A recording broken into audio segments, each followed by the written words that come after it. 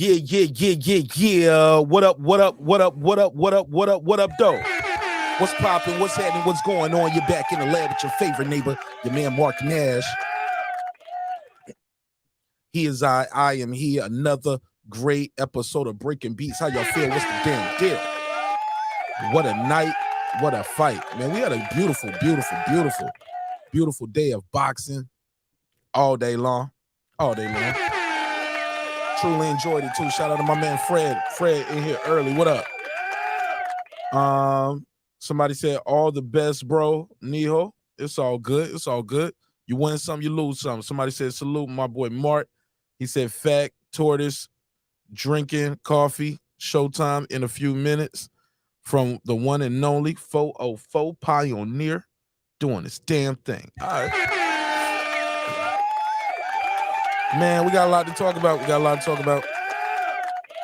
Had some good fights. Had a good night of laughs. Man, we got to talk about it. Roy Jones fought tonight, too.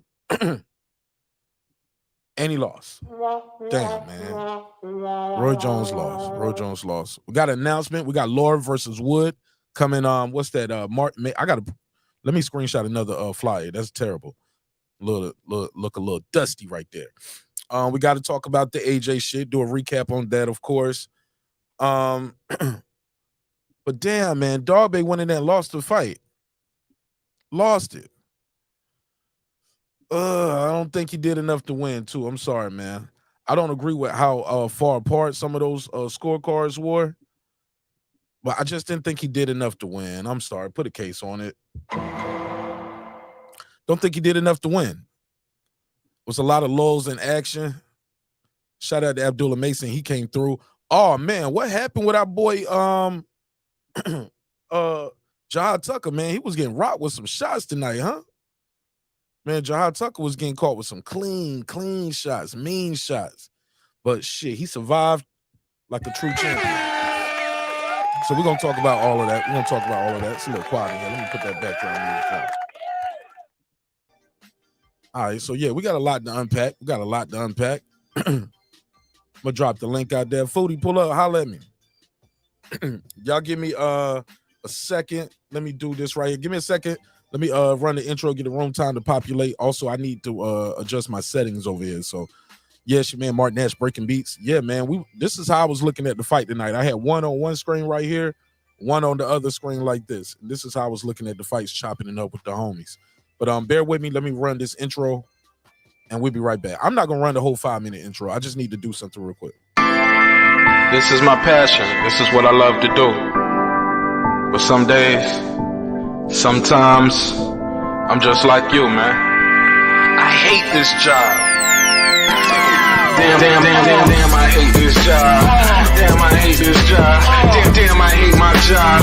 Damn, I hate this job. I'm just like you. Damn, I hate this job. Man, I hate this job.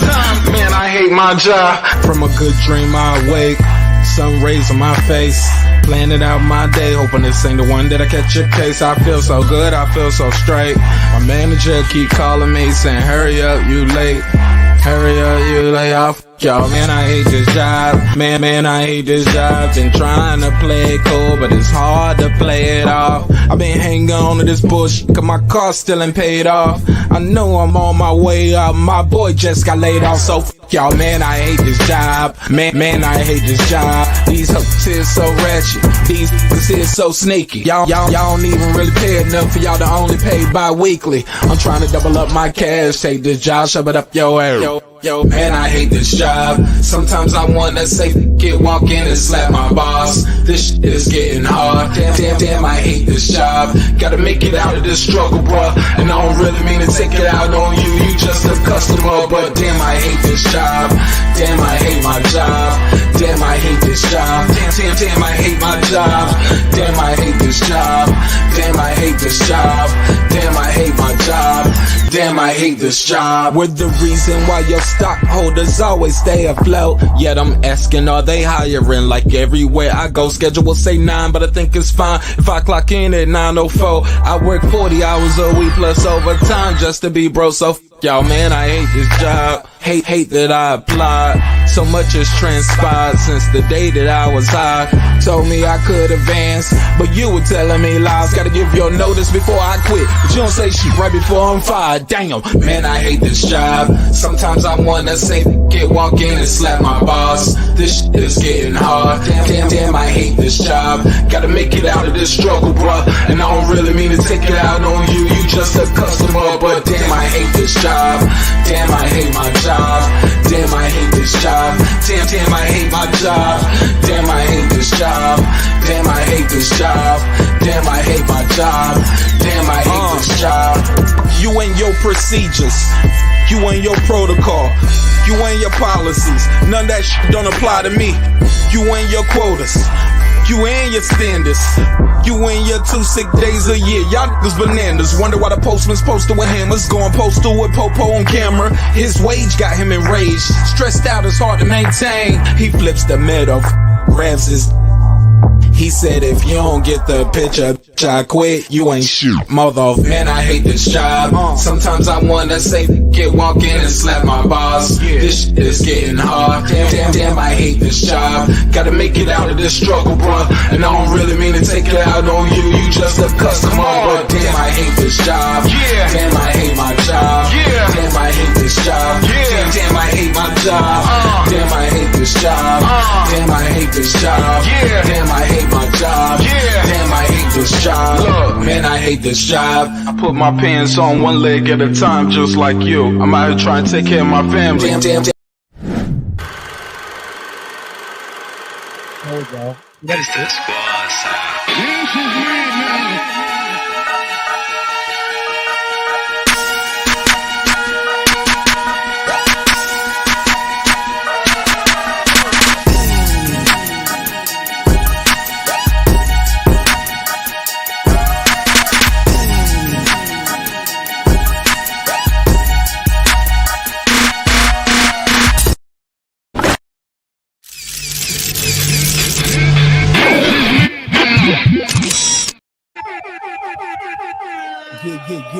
Yeah.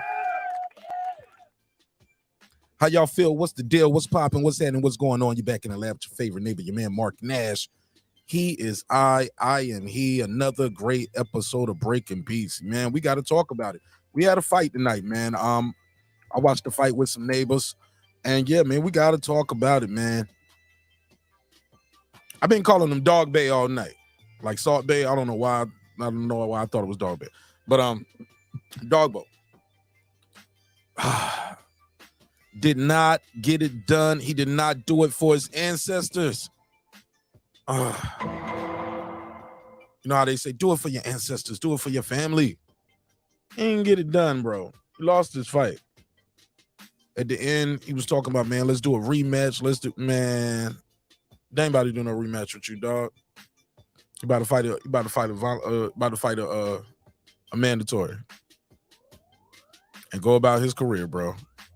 You lost it, bro. You were so close. You had a good chance to do something major, and he, at the end of the day, he just didn't get it done. I don't think he was busy enough. He was missing by a half a city block at times. Ugh. Never heard of it. Like big misses. Looking kind of foolish in there at times. He was spinning around. At the end, he was complaining more about, no, it wasn't a knockdown. It didn't matter. The judges, like, they didn't give you no rounds, B. One judge gave you 1 round. The other judge maybe gave you 2 rounds. That's it. Go ahead, Foodie. Man, both them fights were like, I don't know. Roy Jones, he needs to stop with these exhibitions for sure. You must have forgot. He was not looking good. He just needs to just stick to training or whatever it is he's trying to do with his career other than fighting. And Dogboe, I mean, I guess you gave it your best try, but it wasn't enough. Yeah, it just wasn't enough, Foodie. Sometimes your best just ain't going to be good enough. He wasn't willing to accept that, so hopefully he can go home and reflect, watch the playbacks and, just sharpen up his knives. What's next, though, for him? Should he stay at the same weight? Should he move to a different weight? I don't think he should go down. I mean, he was kind of struggling at this one, and the dudes in a like 122, like you said, they gonna eat him up. He ain't got the skill for that division with Inoue and Cool Boy Steph. He ain't got it. He just ain't got it. I don't know what else I don't know what he should do. Go ahead, Clips. What's your assessment of the fight, man? Congratulations to Ramirez, new champion. I think that Dogboe could have did better. He seemed to have more fight after the fight than in the fight. He definitely didn't seem settled. I see. I don't know if that was his style, if that's a lack of balance, or was that nerves.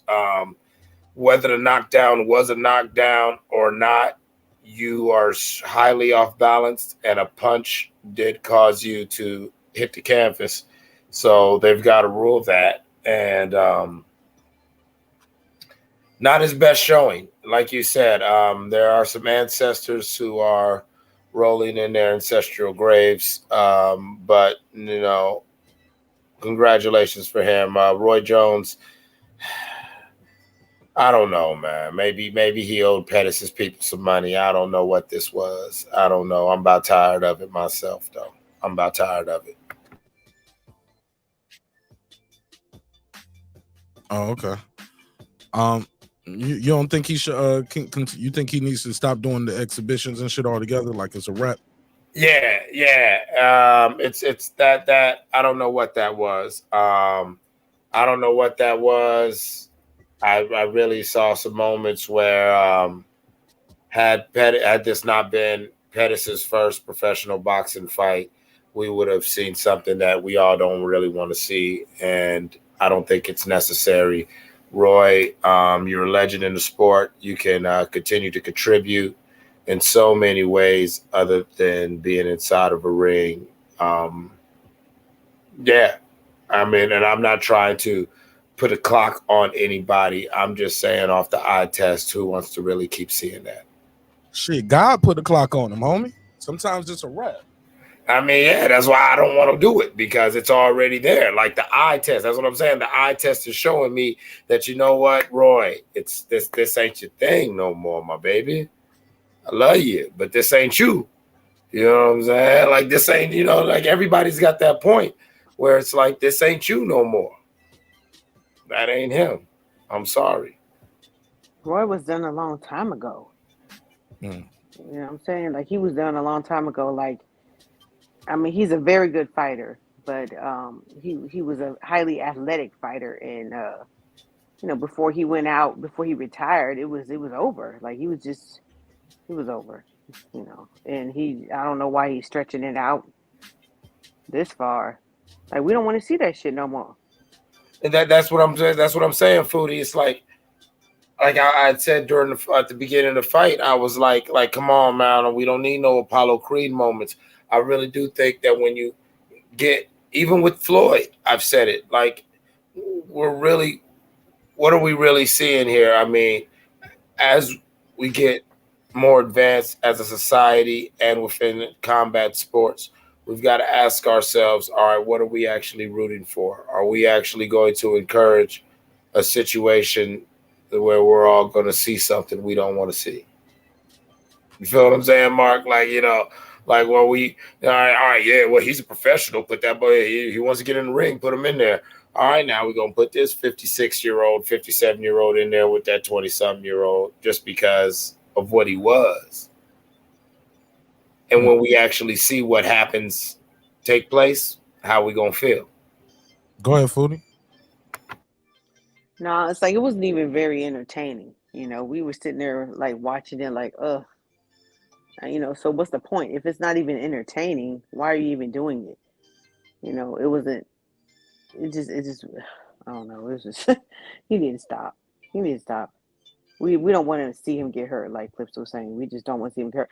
And even though it was an exhibition, it was kind of like, there was a couple of times when we were like, is he getting hurt? You know, we don't want to see that shit. Some people want to see it, unfortunately. I'm sorry. It's I don't boxing, want to see him man. get hurt. It's boxing. People watch boxing to see people get knocked out. Go ahead, Clips.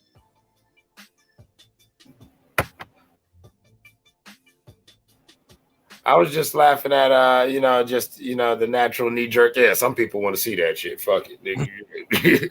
yeah. Break the damn sheep's legs, then throw it in the wolf den. Fuck it.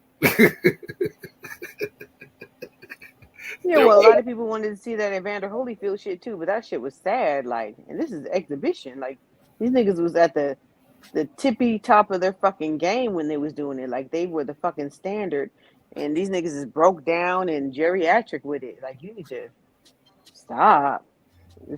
I mean, Roy came in there tonight, built like a 40-ounce. OE. Yeah. He came in there straight looking like some 8-ball, didn't he? I mean, you wonder. I wonder. Like, you always have to wonder. Like, are you really pressed for money like that? I mean, what's really going on? Because like, I don't even know who he fought. I don't even know the dude he fought. I don't know. But I will say this. I know that right now there's a couple people of the last name of Williams who might be smirky. I smirk with you in solidarity. Moving on. Okay.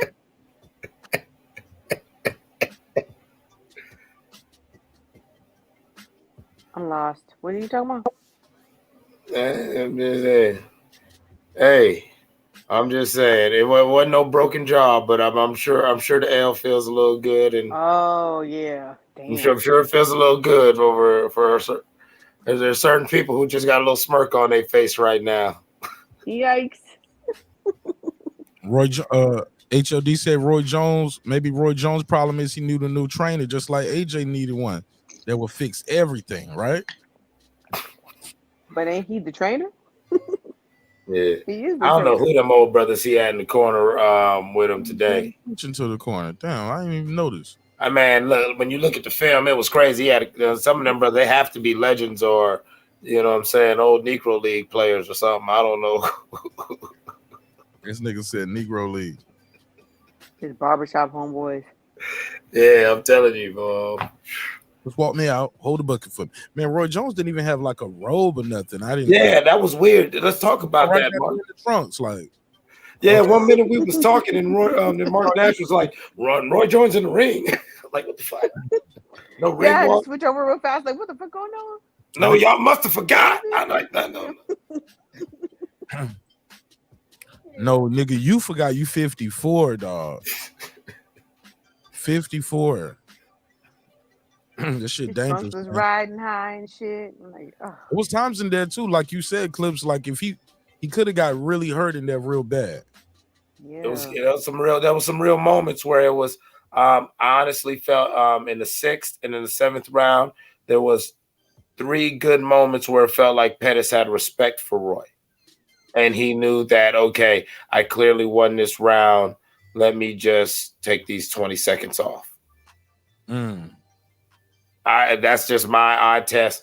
It seemed like no, it wasn't. It was like, okay, I won this round. No need to do more.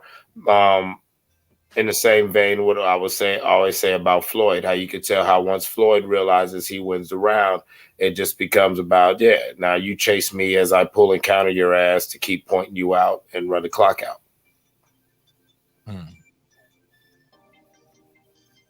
Yeah, damn, look at Roy. But in these exhibitions, it's kind of hard to tell. Like, are you guys really trying your best? Or I think they are. I think this guy want to be able to say, I knocked out Roy Jones, man.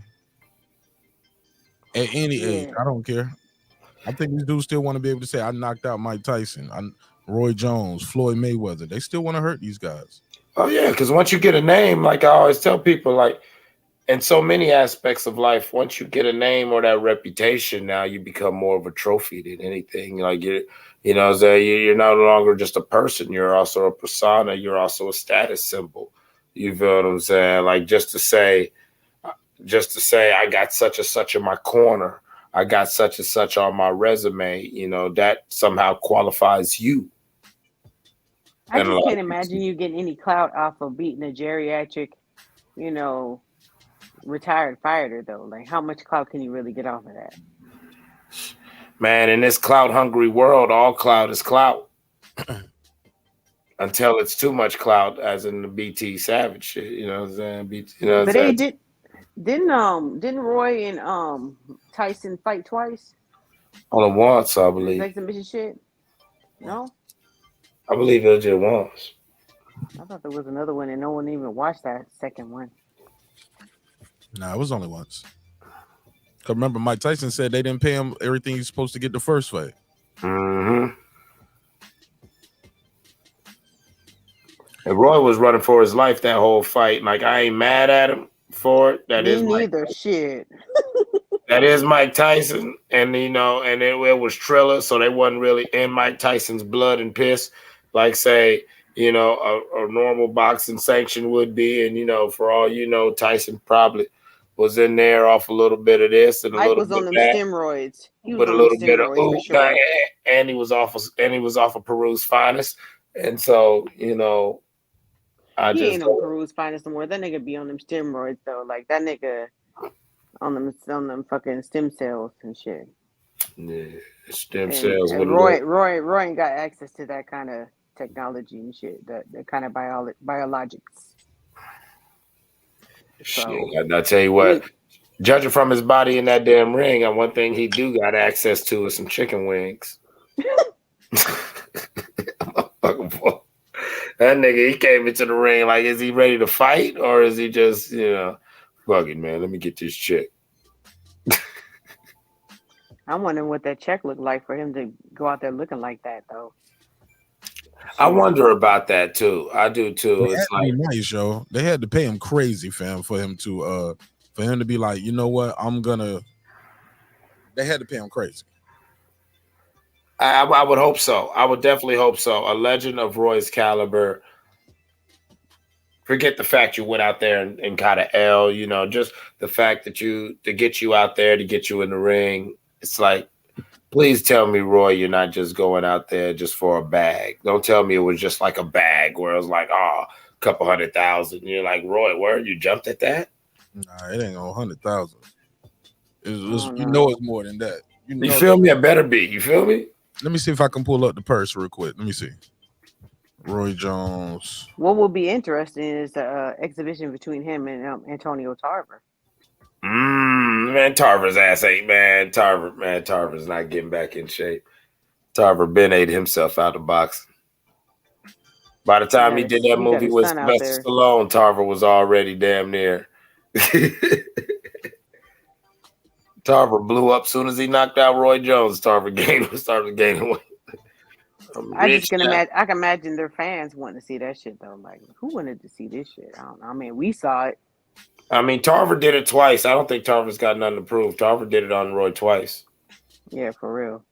And remember, like, I remember going into the fight, when they did the package, you know what I'm saying, the promo package, they were talking about, Tarver was a longtime sparring partner and one of the few people who would give Roy fits.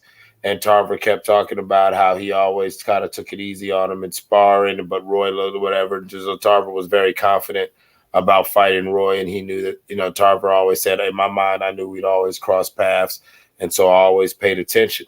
And I remember a real time before the first fight saying to my friends, like, I don't know, if that's what they're saying is true, this guy might be able to catch Roy. And then when he caught Roy with that overhand, it was just like you could see that, this is something that he timed with Roy. He knows Roy does this, so he can, you know, he was just waiting for that moment. Right. And then he did it again, the second fight, the same exact way, just set him up, boom. You know, that's where it was like, I don't think Tarver has anything to prove against Roy. Yeah, Roy was never the same after he went up to heavyweight and came back down. It took too, like what you keep saying too about his athleticism, and as what he never really realized is that what distinguished him and what set him apart was that athleticism and the bouncing back and forth of the weight. That just took too much toll on the body, and that depleted just enough athleticism to make him human again. Right. And he was getting older at that time anyway. I mean, he was on his way out. I I mean, athletically. I always thought he was on his way out too, athletically around that time. But he did come back and have that. He did come back and beat Tarver when they fought. But some people was like, nah, it was Tarver won. Tarver talked himself into that rematch. Jones bid it and lost. Got stopped. Went back out there. Got stopped again, back to back. Like, yeah, man. Sometimes you got to know when to take a break and walk away. Sometimes. Right. Yeah. So he didn't go out on a high note. So I'm sitting there thinking, what in the hell is he doing these exhibitions, man? And when And I you think listen to that's him a lot of talk, money he gives it. when you listen to Roy Jones talk, I mean, he always had that Florida accent and shit. But sometimes I kind of be like, he's slurring a little bit. Like he sound a little bit punch drunk ish. Like he need to stop. I don't want to see anymore. Exactly. But like you're saying, it was like after the Glenn Johnson, the Tarvers and all like that, it felt like Roy Jones is never really 100% content with how his career panned out to where he just doesn't want it to end on this note. I don't even think it's much as the bag anymore as Roy Jones just really on some level is not content with how the story, with the story, ended right now. And, and I'm not talking about ended in boxing. Like he knows he could trade. He knows he could promote. He's already proven he could do that. But he really feels like Roy Jones, the fighter, has got that one more push. Let me take this call. Let me take this call real quick, y'all. Go ahead. Jerry from Baltimore, talk to me. Yeah, what's up, Mark? What's popping with you, homie? I just tuned in. What happened with that Roy Jones fight? He lost. He lost? Yeah. He didn't get knocked out, but he lost. All right. Well, let me say this. Roy Jones, Floyd Mayweather, Manny Pacquiao, Conor McGregor, like any of them guys, I got no problems with them fighting exhibition fights if they can earn some money. The bottom line is you don't have to buy it. I didn't buy this fight tonight with Roy Jones. But, man, if they take a physical and he's deemed fit to fight, I can't stand in his way or Mayweather's, you know what I mean?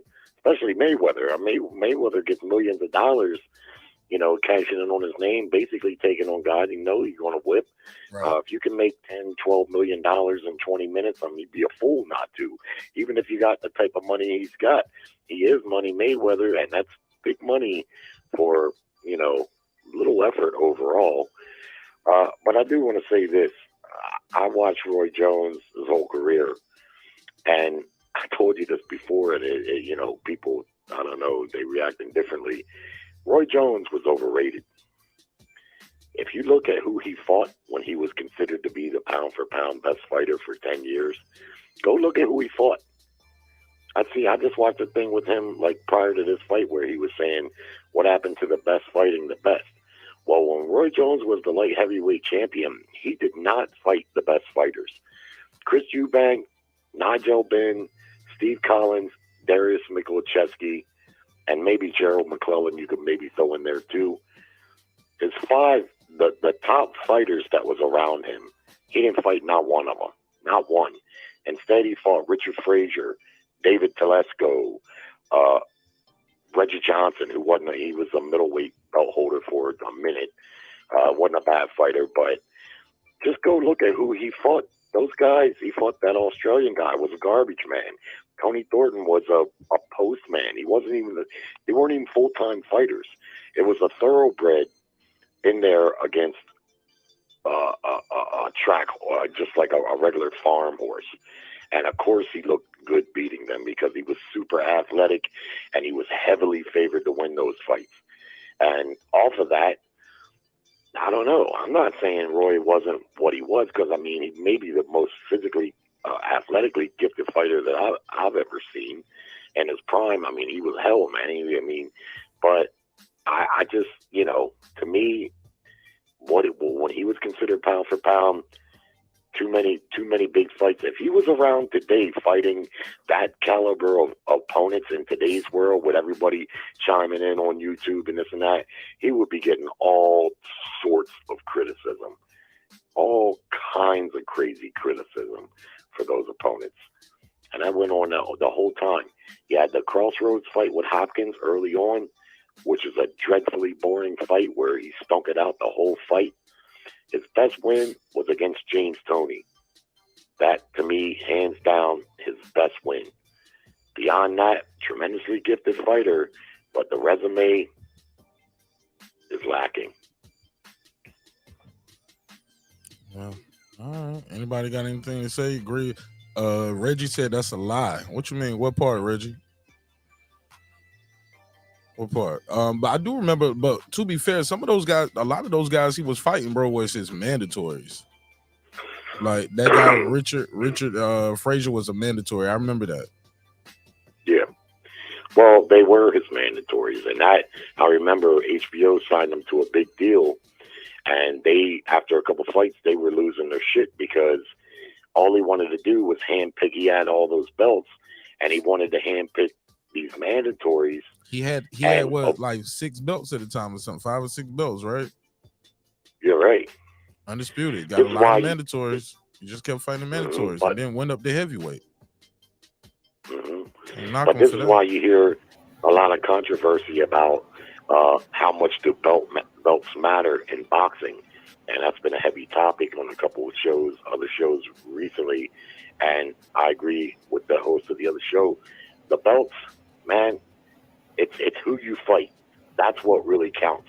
A lot of times the best fighter in a division won't have the number one ranking, or he won't have a belt.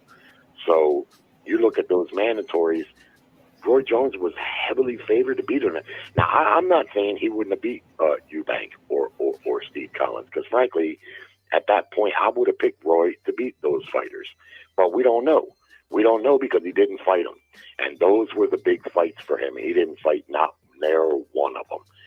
And he didn't even really seem to want to fight Tarver. But finally, Tarver was able to get him in the ring, and we seen what happened. And you know, I agree with the other, with Food Revolution, talking about, you know, when Roy went to heavyweight, he won that heavyweight belt, but he lost his career at that point because coming back down was too much of a transition, and he done it too soon. And next thing you know, he was getting knocked out by everybody. He really seemed to damage himself with that. But as far as now, I'm a little surprised that he lost.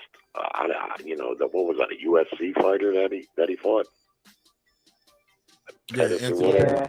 Yeah. I guess he was a lot younger.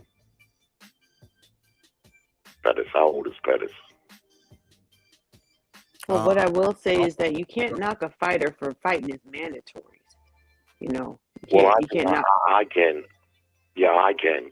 Just like Canelo's getting knocked for fighting this guy that he's fixing to fight Ryder. He's getting a lot of criticism for that. And technically, that guy's is mandatory. But mandatory rankings are bought and paid for. That guy really don't have no business being the mandatory for Canelo Alvarez, but there he is. And he's getting a lot of criticism for fighting him. Now, if you fight a mandatory here, there, and over there, okay.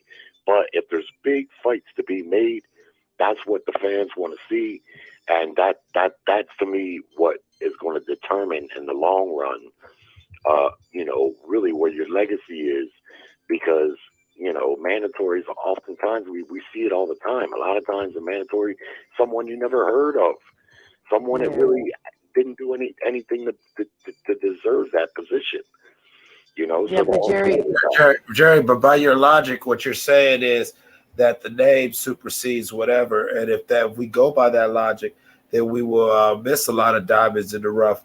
A lot of these, you know, so-called quote unquote bad cherries that end up being legends and give us legendary fights. It's got to cut both ways. You can't knock a fighter, especially somebody who had as many belts as Roy Jones did at the time, for fighting his mandatories, because he wanted to make history by not only getting those belts, but holding and defending those belts, something that no fighter still in the history of boxing did, you know, in the way like Roy did. You know what I'm saying? There's so many divisions hold and defend. Right. Let me add to that, Clips. Like, who knew the guy would just go to heavyweight and win, dog? Like, that was unheard of to do that. You know what I'm saying? to do that. Now, some would say, well, yeah, he fought the weakest of the heavyweight champions. Bro, it's still a heavyweight champion. A guy coming up from, what did Roy start at, middleweight? 154, 160? Yeah, something like that. Middleweight or super, what saying maybe right under middleweight.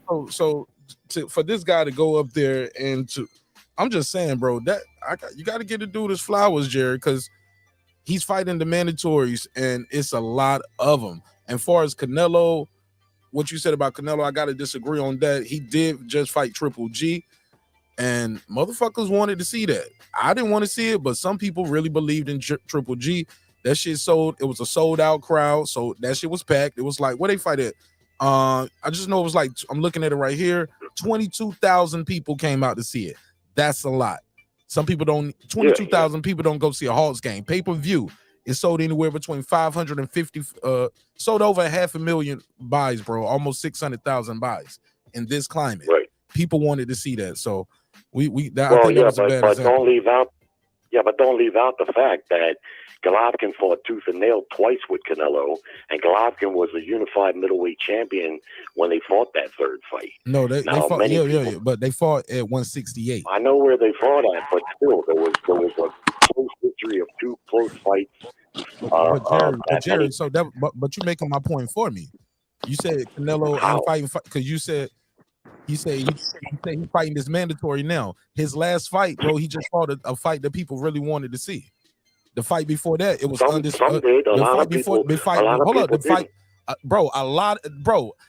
500,000 buys and 22,000 people in attendance says that fight was a success and people wanted to see it. That's any Canelo fight. He sells 500,000 pay-per-views no matter who he fights. Okay. And he'll sell that against Ryder also. My point is this. You can't compare. So that means people Golovkin want to see him fight, bro. Yeah, people like to see Canelo fight. He's one of the most popular fighters in boxing. That's what so you made a point for me. So you started with he's getting a lot of grief. The fight before that, people didn't want to see it. I'm over and over. You agreeing with me that people wanted to see these fights. They're gonna see the fight. They're gonna pay for it. Even now in these YouTube spaces, it might seem different, but that's a microcosm. Exactly, Mark. Yeah, and the totality. Sometimes people. A lot of people didn't want to see. A lot of people didn't want to see Canelo fight Golovkin again. But look, you keep saying a lot of people. That's not what these people. If a lot of people didn't want to see it, it would have flopped and it would have been empty seats and nobody would have bought it. That's a flop. Canelo's a big star. So that means people want to see him then. So you can't keep saying a lot of people. How people. many times did Roy Jones sold out, Jerry? It sold out. When he was making those mandatory fights, how many of them was on pay-per-view? HBO had a deal with Roy Jones. He was an HBO fighter. He fought on HBO. There were none of them were pay-per-view. HBO had pay-per-view back then. Yeah, but Roy Jones was fighting on HBO. That's what his deal was. Everybody never made a pay-per-view worthy fight. If he would have fought Mikołajewski back then, it would have been on pay-per-view. Who? Darius Mikołajewski, the undefeated WBO champion from Germany. You keep throwing random names out there, though, Jerry. And that's the thing. Is like Mark was saying. But what Mark is saying is like you keep on saying Roy Jones, you know who Darius is. Right, but you keep on saying people, and he's getting a lot of criticism. Like Canelo is getting a lot of criticism, but he sold out that fight that's going to be in Guadalajara in like an hour. People want to see. What do you think he's going to do? And I know people from America. Boxing. Okay, that are flying out there to see that fight. You can say people don't want to see it when people are buying it. People are buying it, even by your own admission. People want to. Canelo averages 500,000 pay-per-views no matter who he fights. So that means people want. So we can't say people don't want to see it when people are buying it and it's sold out every time.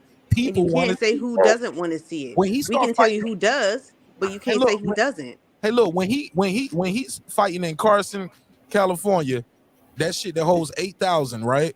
And he can't fill up a third or a half of that. Then we can start saying people don't want to see him. Cause that's what happened. No. I'm trying to tell you something. I'm leading to something. Cause that's what Charlo and Castaño did for Undisputed.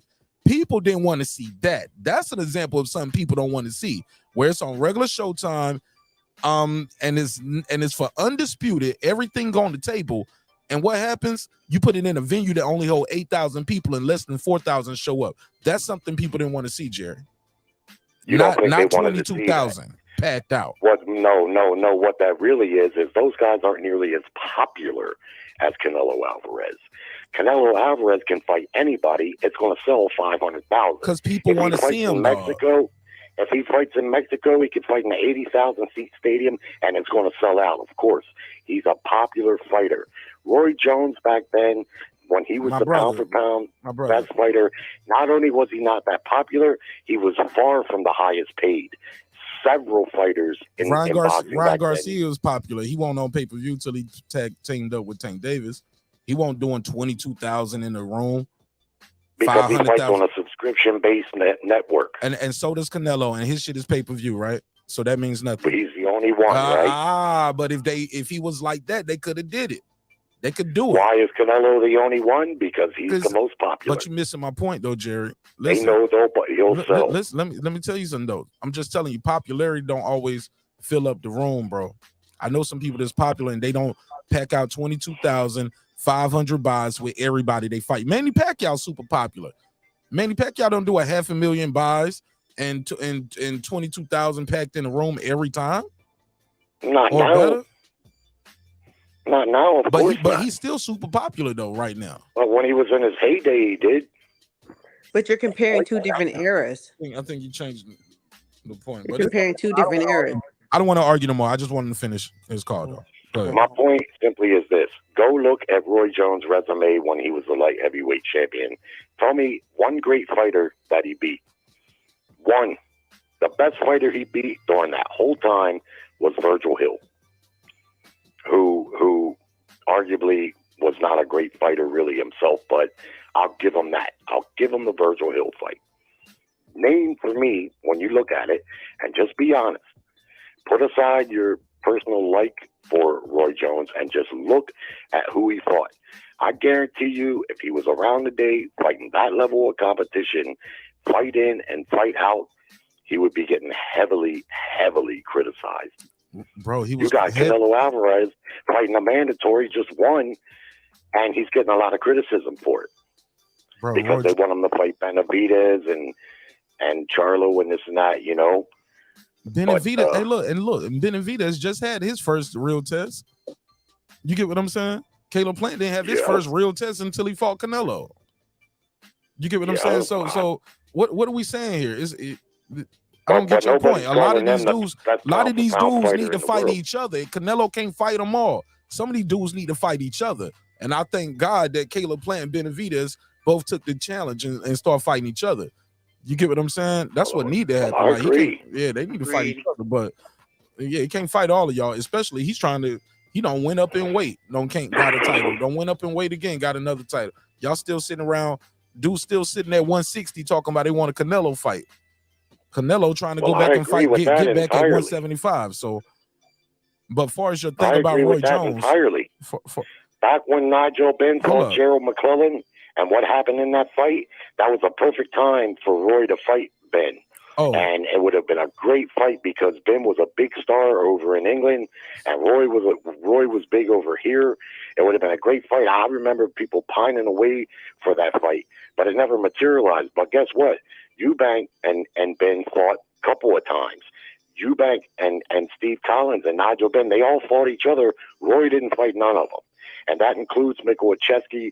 And if you came up watching Roy Jones, you have to know who Darius Mikołajewski was, because that was the biggest fight for him.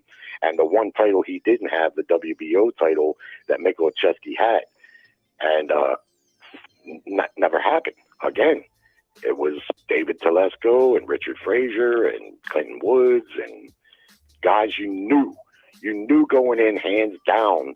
And that's why Roy Jones, reason why. And also that Richard Telesco, remember Richard Telesco used to be his former sparring partner. And back then he did some Rolly type shit. He talked himself into that fight. A lot of people wanted to see that Richard Telesco fight because Richard Telesco was showing up at all the Roy Jones events talking shit and making news clippings. So like the sometimes resumes don't tell the whole story all the time why guys fought certain guys. You look back at Tank Davis' resume, people going like, why did he fight Rolly? But people who was in that time will remember when Rolly kind of sold that fight, and then they took the fight from Rolly because of some allegations. Then they gave the fight back to him. Like, it's a story there. So, and sometimes the just looking at a record of somebody and be like, oh, this guy won't nothing. This guy won't nothing. Yeah, I think that's a little disingenuous sometimes, but you don't know what's going to happen into the fight. You don't know what's going to happen into the fight sometimes until you get in there. If guys are they undefeated champion, I mean, they undefeated guys, they the damn mandatory, give them the shot. 27-0, give them the shot. 19-0, give them the shot.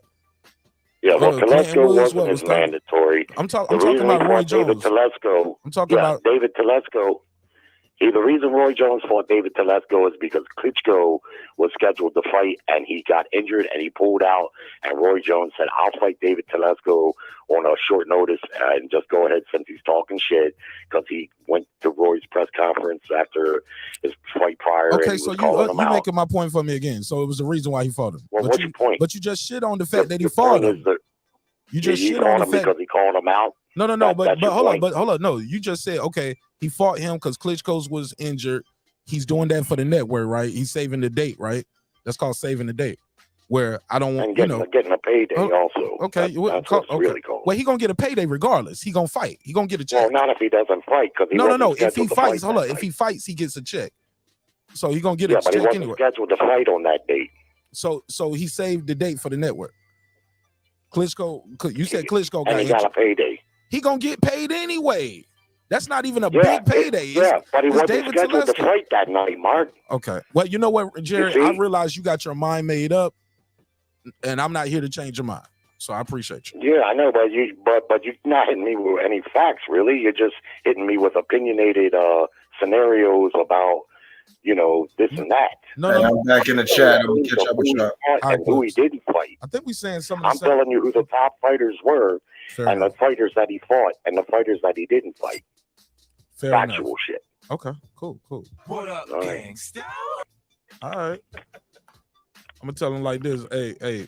I'm not gonna continue to go back and forth about what my opinion is, right? My opinion is a fact. 100%. What up? Let me just say this last. When you get a minute, you let me know one great fighter Roy Jones beat at light heavyweight. When you can tell me that, then maybe we can have a better discussion. Hey, look. If I say Antonio Tarver was great, what would you say? Well, his greatness may be levied on the fact that he was the first guy to convincingly beat Roy Jones. Roy beat him first, though, right? Yeah, Roy won the first fight. Yes, he did. Fair enough. Yeah. I guess that who you would say. You would say I'm just throwing the name out there real quick just to move the conversation forward. Like I said, your opinion is your opinion, my opinion is mine, and like I said, what up, gangsta? You know what I'm saying? Let me hit the drop again, Jerry. We're not gonna continue to go back and forth about what my opinion is, right? My opinion is a fact. That's it. Okay, but the funny thing is you seem to be willing to go back and forth with HLD and others, but with me, you don't seem to want to do too much of it. I tap out sometimes with everybody. Hey, Jerry. Hey, look. I could say, hey, Jerry, I could say Felix Trinidad. Would you say he was great? Yeah. Okay. Yeah, I don't want to. Yeah, like I said, like it's a different opinion, man. Yeah. Like, I don't think he fought Trinidad at light heavyweight. You might be right. You might be right about light heavyweight. When did he fight? Hopkins? See, and that's another thing too. I think that's not fair too, Jerry, because you're talking about a guy who went through multiple divisions. That's almost like a Terrence Crawford thing. Who did he beat at welterweight? Like, bro, he's went through 3 divisions. He on his way to his 4th division. You only want to talk about one portion of his career. When the guy went through, he's a multiple division champion. Even went up to heavyweight and came back down. And came back down. Think about that. And came back down. So, I know so why his whole career can't be summed up to one division? I just think that's not fair. Well, again, it's who you fight. Through those divisions from junior middleweight to light heavyweight, the only 2 fighters of prominence that he fought was Hopkins and Tony. Trinidad. Okay, so Trinidad, he beat Jeff Lacey. Those guys was good guys at the time, Jerry. But Jeff Lacey. I mean, at the time, Jeff Lacey wasn't getting his ass beat everywhere like he was in his later career. Jeff Lacy hadn't fought nobody until he fought Calzaghe and got he only had embarrassed. 2 losses. I think he only had 2 losses. Jeff Lacy was washed up when Calzaghe embarrassed everybody. So that means nothing. But hold on, let me let Jerry. Go ahead, Reggie. Yeah, Jerry's full of shit with the hate, man. James Toney done fought Mike McCollum. He done fought the great Virgil Hill. Well, he was 41 years old. What about Virgil Hill? He's still a great, right? Wasn't Virgil undefeated when they fought? That's who I said, Virgil Hill. No, he wasn't. He had already lost to Darius Mickle. But wasn't he? He was a reigning champion, right? No, I thought. I don't know if he was a champion, but that's the one guy. And if you listen to what I'm saying, I said Virgil Hill was the best fighter he beat. What about Montel? Montel was on his way up too. You can't take away that Montel shit. Good fighter, not a great fighter. Gave Roy fits and his first loss for hitting him while he was down. And then you can't take away from what was in the fucking division. You can't take that shit away from the dude. Hey, look, he got his mind up. He had, you gonna say? Yeah, then he going into that Glenn Kelly shit, smoking him. Like, you can't take away from what this dude was doing, homie. Like, you sound like a fucking hater. Why? Because the competition wanted better names with competition. These dudes are stand-up dudes, man. Now, well, look, who you fight matters. It not only matters for Roy Jones, it matters for all the fighters.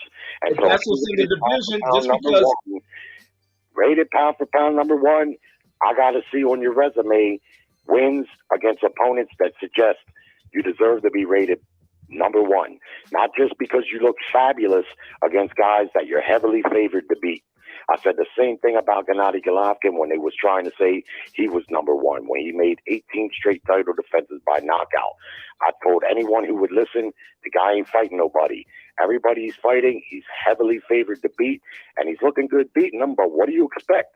How can you beat him pound for pound? Roy Jones was that much ahead of the competition. You can't knock him for being that much greater than everybody.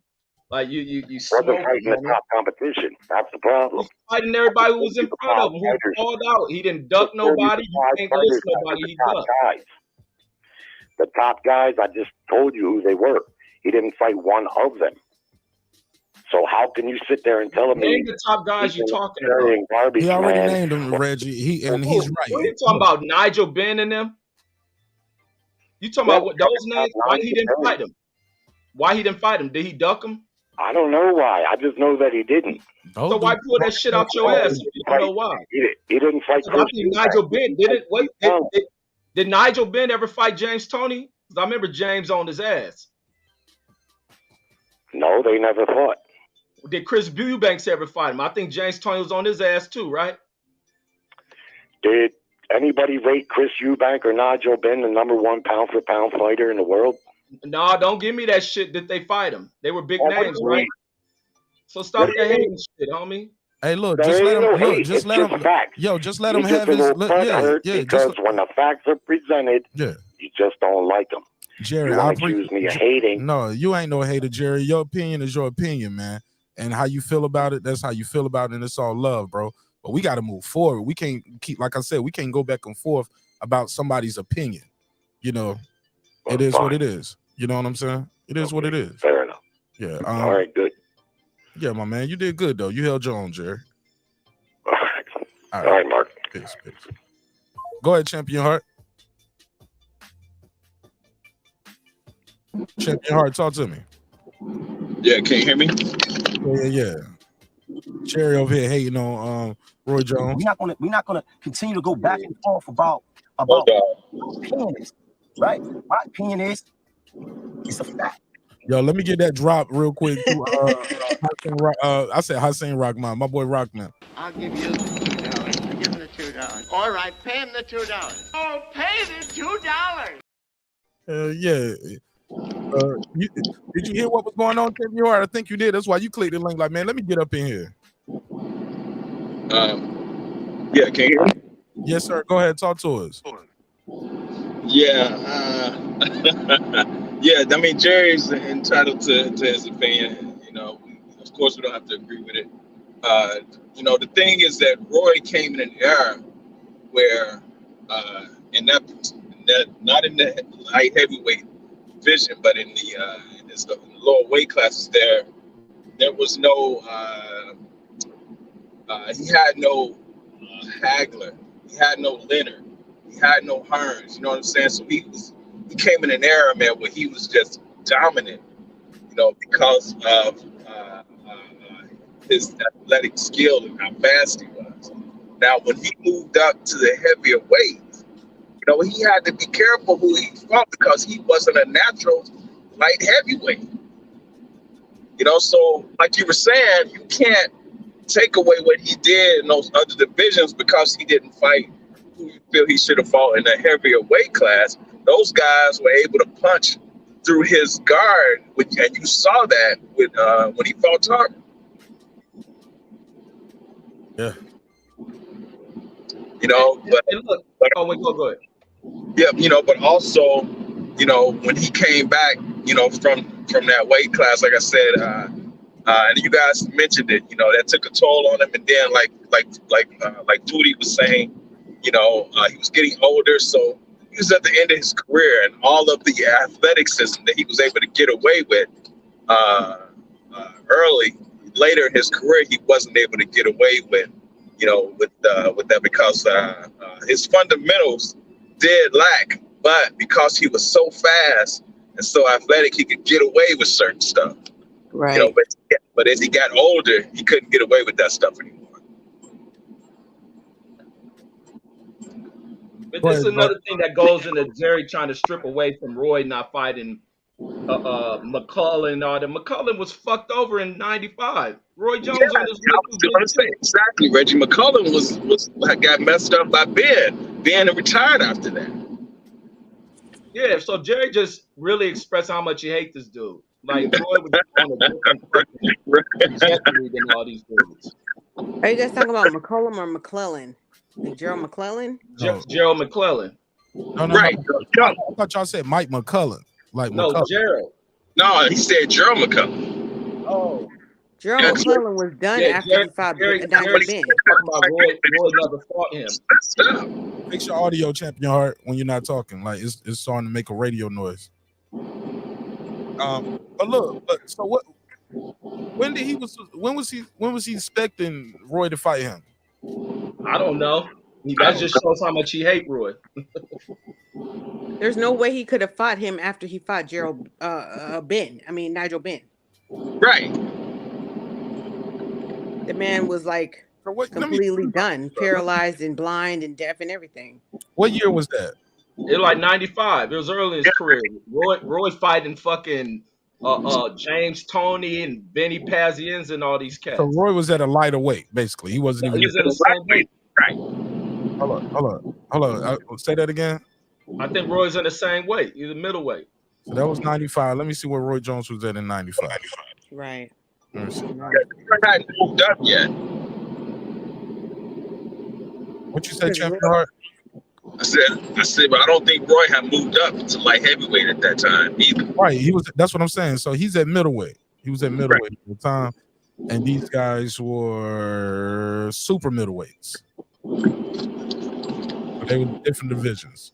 Reggie, do the honors. Yeah, so that's checkmate. Jerry, cut all that hating ass shit out. Take away this legendary career. Hold on. Let me tell him this shit right here. What up? Hold on, let me give him this one. Are not here tonight to be played with. They are here tonight because they want to change in their life and they want to change in their community. Go ahead. I love that one. It's just crazy when guys just start hating on these dudes. Now, the only thing I'd knock on Roy is this shit he's continuously doing with his career. Like, after that Glenn Johnson knockout, and it just goes to show when a guy doesn't have any other plans in life, like, to continue on with his career was just idiotic. But Roy Jones' career is fucking, it's a legendary career. Not even none of his opponents would knock his ass. Nobody has anything crazy part on this shit. The dude is a Hall of Famer. The guy who beat him ain't even in the Hall of Fame. Right, exactly, bro. And the well-deserved Hall of Fame. Glenn Johnson ain't in there, and they knocked him out. They ain't even in the Hall of Fame. But I'm gonna tell you what's crazy though. I did just notice this. Ladies and gentlemen, Food Revolution. Foodie. Yeah. Remember when you was like, he got to stop these exhibitions? He need to stop this. These exhibitions going to get somebody hurt. You remember you said that, right? Yeah. Foodie with the beauty. Can you look at this box rec right here and tell me what this is at the top? Oh, your audio leaking through. Yeah, Champion Heart, you got to mute your mic when you're not talking. Oh, okay. I'm sorry. Let it happen again and see what happened. No, I'm joking. Niggas be tough on the internet. Look at this revolution. Roy Jones came out of retirement. This was a real fight. This is on his record. This last fight, this last night? The shit we just saw right now is on Roy Jones' permanent record. It was not an exhibition. I he was gonna be a ranked fighter in this fight, man. What the fuck? Pro debut. Roy Jones is out of retirement. Out of retirement. At 54 years old. Man, Roy done fucked off his money, man. Jerry, okay, let me Jerry, listen. Oh my God. They was different divisions. Roy was at middle, they was at super middle, but you brought them up like they should be fighting at light heavy. That guy didn't fight at light heavy because he was paralyzed. So you was wrong in that. And the guys you're talking about him fighting, Roy was behind them in the division. He was behind them. So it's not like he was gonna fight those guys at light heavyweight. When he's at 160, they at 168, bro, at the time. It's okay though. It's okay. We get it. You just think. Look, the point is, you think Roy Jones' resume at light heavyweight is weak, right? That's what we all gather, right? Foodie, Clip, Reggie. All right. That's it. Okay. History is not on your side. The Hall of Fame is not on your side. There we go. That's it. You're one person. The Hall of Fame is where he's gonna be at until the end of time. So it's okay. You ain't gotta like what he did at light heavyweight. The Hall of Fame said, hey man, your career as a whole is enough where you can come in here and be enshrined and be locked into legacy forever. First ballot Hall of Famer too. So it's all good.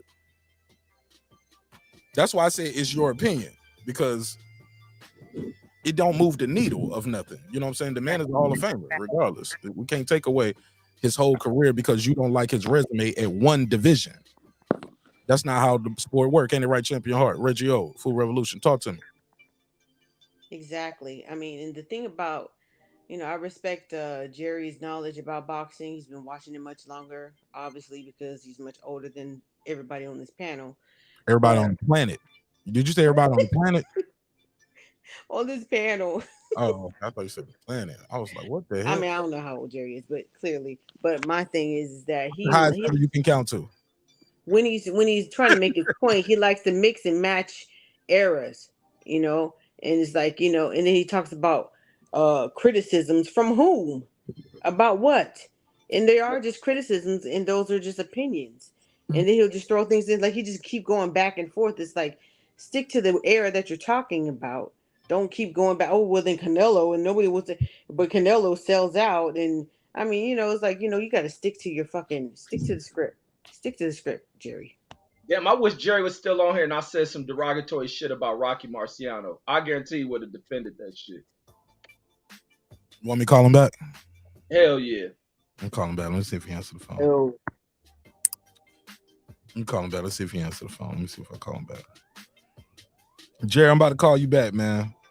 Because Rocky Marciano ain't shit, Jerry. Rocky Marciano. That's they one. Let me see if I can call you. Listen here, Reggie. Come to Baltimore with that shit and I'll fucking knock your ass out. Jerry said wrong answer. Call him. He said wrong answer. What you mean? Yeah. I don't know. That's what he said in the chat. Jerry, can I call you back? I'm gonna say no for no answer. Call me all the time, so I could call him. I could call him. Sure, you're gonna say Rocky Marciano was the greatest heavyweight ever. That's they won. And Lomachenko, high tech. That's they won. And Lomachenko, high tech. Hold up, Jerry. Yeah, Jerry, the YouTube playing in the background. Yeah, I turned it off. Go ahead, champ. Boy, oh boy. I mean, you would think all the times I've been on here talking boxing that some dumb shit like he just said about Rocky Marciano wouldn't come up as if I'm some type of race baiter. When Go ahead, I've Jerry. told everybody back. on here several times, Earl Spence, Bud Crawford, my two top favorite fighters. Just a minute ago, I told you Gennady Golovkin, one of the whitest motherfuckers on the planet, overrated during his title reign with all those easy mandatories that he had. Did I not say that? Rocky Marciano was a good fighter. Of course he was a good fighter for his era. But the biggest names that he beat were old men. When he beat him, I've said this on your show before, he fought his brother. I read it one time. He fought his brother like a couple of times. So, no. And no, Rocky Marciano ain't there one. Maybe you haven't looked lately, but both heavyweight champions are white guys. Currently, right now.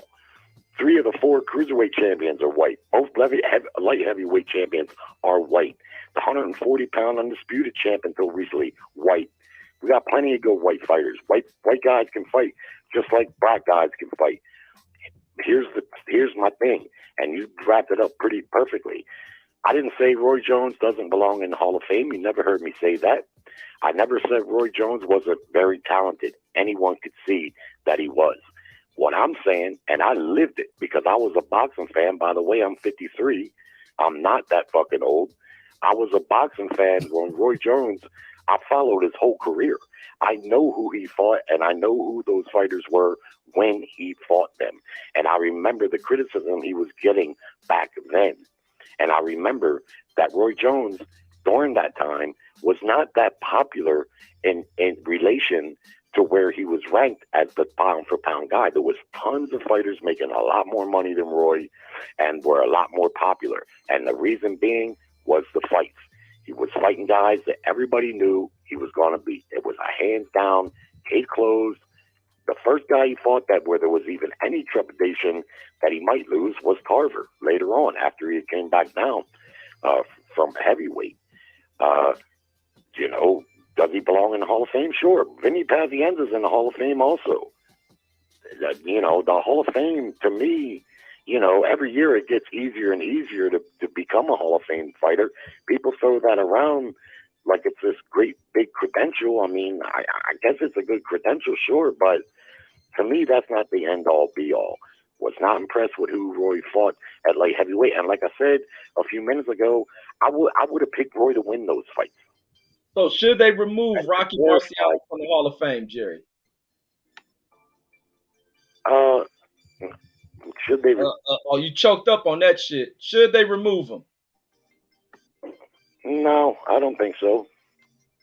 I don't believe in putting somebody on it and then taking them off. I mean, if you're gonna put them on, then put them on. Based on what you came out here to clarify about Rocky's career, should he have never been in the Hall of Fame?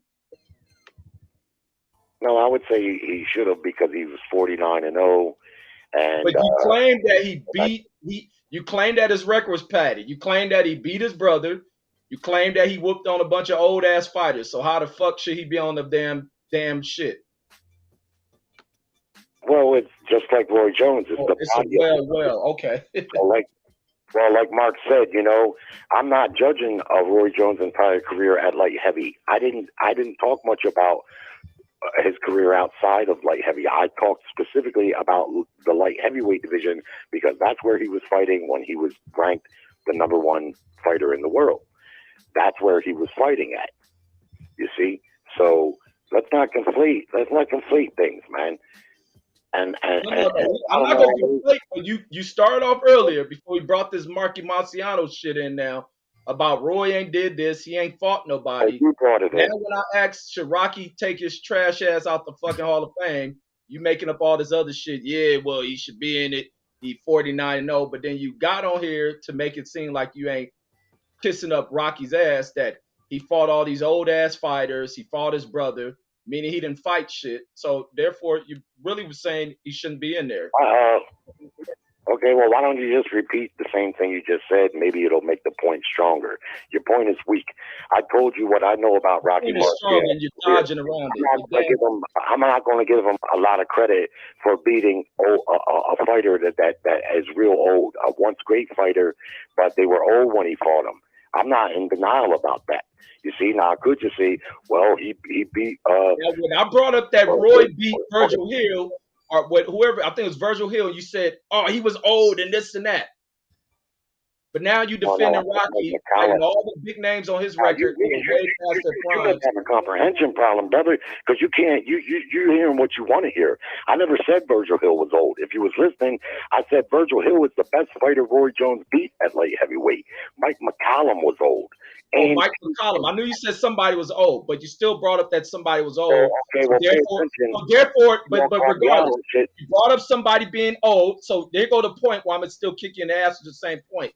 You brought up, so it's Mike McCallum. I brought up Mike McCallum. Let me say, he was old. He was 40-something, right? So you don't give him credit for that. But now you go over to Rocky, and your standards change. Rocky beat up a bunch of old-ass, legendary fucking fighters. But he gets credit. What the fuck is wrong with you? Did you just not hear me say that I'm not giving Marciano credit for beating? But when I asked you, should Rocky not be in the Hall of Fame, you said, nah, I wouldn't say that. Did you or did you not? Yeah, that's right. Okay. All right, so you're defending that his trash-ass record still puts him in the Hall of Fame, but you're giving Roy all this criticism of he ain't fought nobody. Stop it. Rocky ain't fought nobody. Again, and then you gotta have to pay attention if we're going to have this little debate. I'm paying attention. Rocky Marciano, just like Roy Jones, his career accomplishments over his career added up to the people in charge of the boxing writers that vote people in the Hall of Fame. They decided. I don't decide. Once you're in there, no, I don't believe in anyone being put in there and then being pulled out. Not him, not Roy Jones after he was knocked out 6-7 times in a row by all these European fighters. He was still a professional fighter then. Those fights are a part of his professional career, and that did happen. But no, even in spite of that, I wouldn't say, okay, well, since he got knocked out all those times, and while he was still a pro, you retro go back and take him off. But so, I mean, I don't know what your point is. But I also came back after you said, no, I would not take anybody out. I also asked you, if you were to have to vote to put him in there, would you put him in there? You still went with yes. With a career like that and everything you define of a fighter. Roy Jones in there. You wouldn't put Roy in there? I would also put Roy Jones in there. Yeah. So you're saying you wouldn't put Roy in there? Especially before he started getting knocked out by everybody. If we were still judging him on the curve of a professional fighter actively fighting, and you add those knockouts, I don't know. Then it becomes a little more precarious.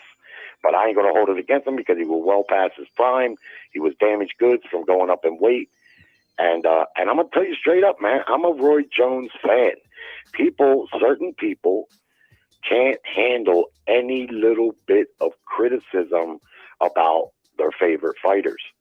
Rocky Marciano was before my time. I can't say he was ever my favorite fighter, but people want to point to Rocky Marciano as being some kind of god. To me, I've seen him for just what he was. He was a small heavyweight with a good punch. He had an undefeated record, but the biggest wins came against old guys. Plus, he fought several guys more than once. And back then, the competition field wasn't what it was fixing to be in the 70s, where the top 10 fighters were good. A lot of times those fighters were club fighters back then.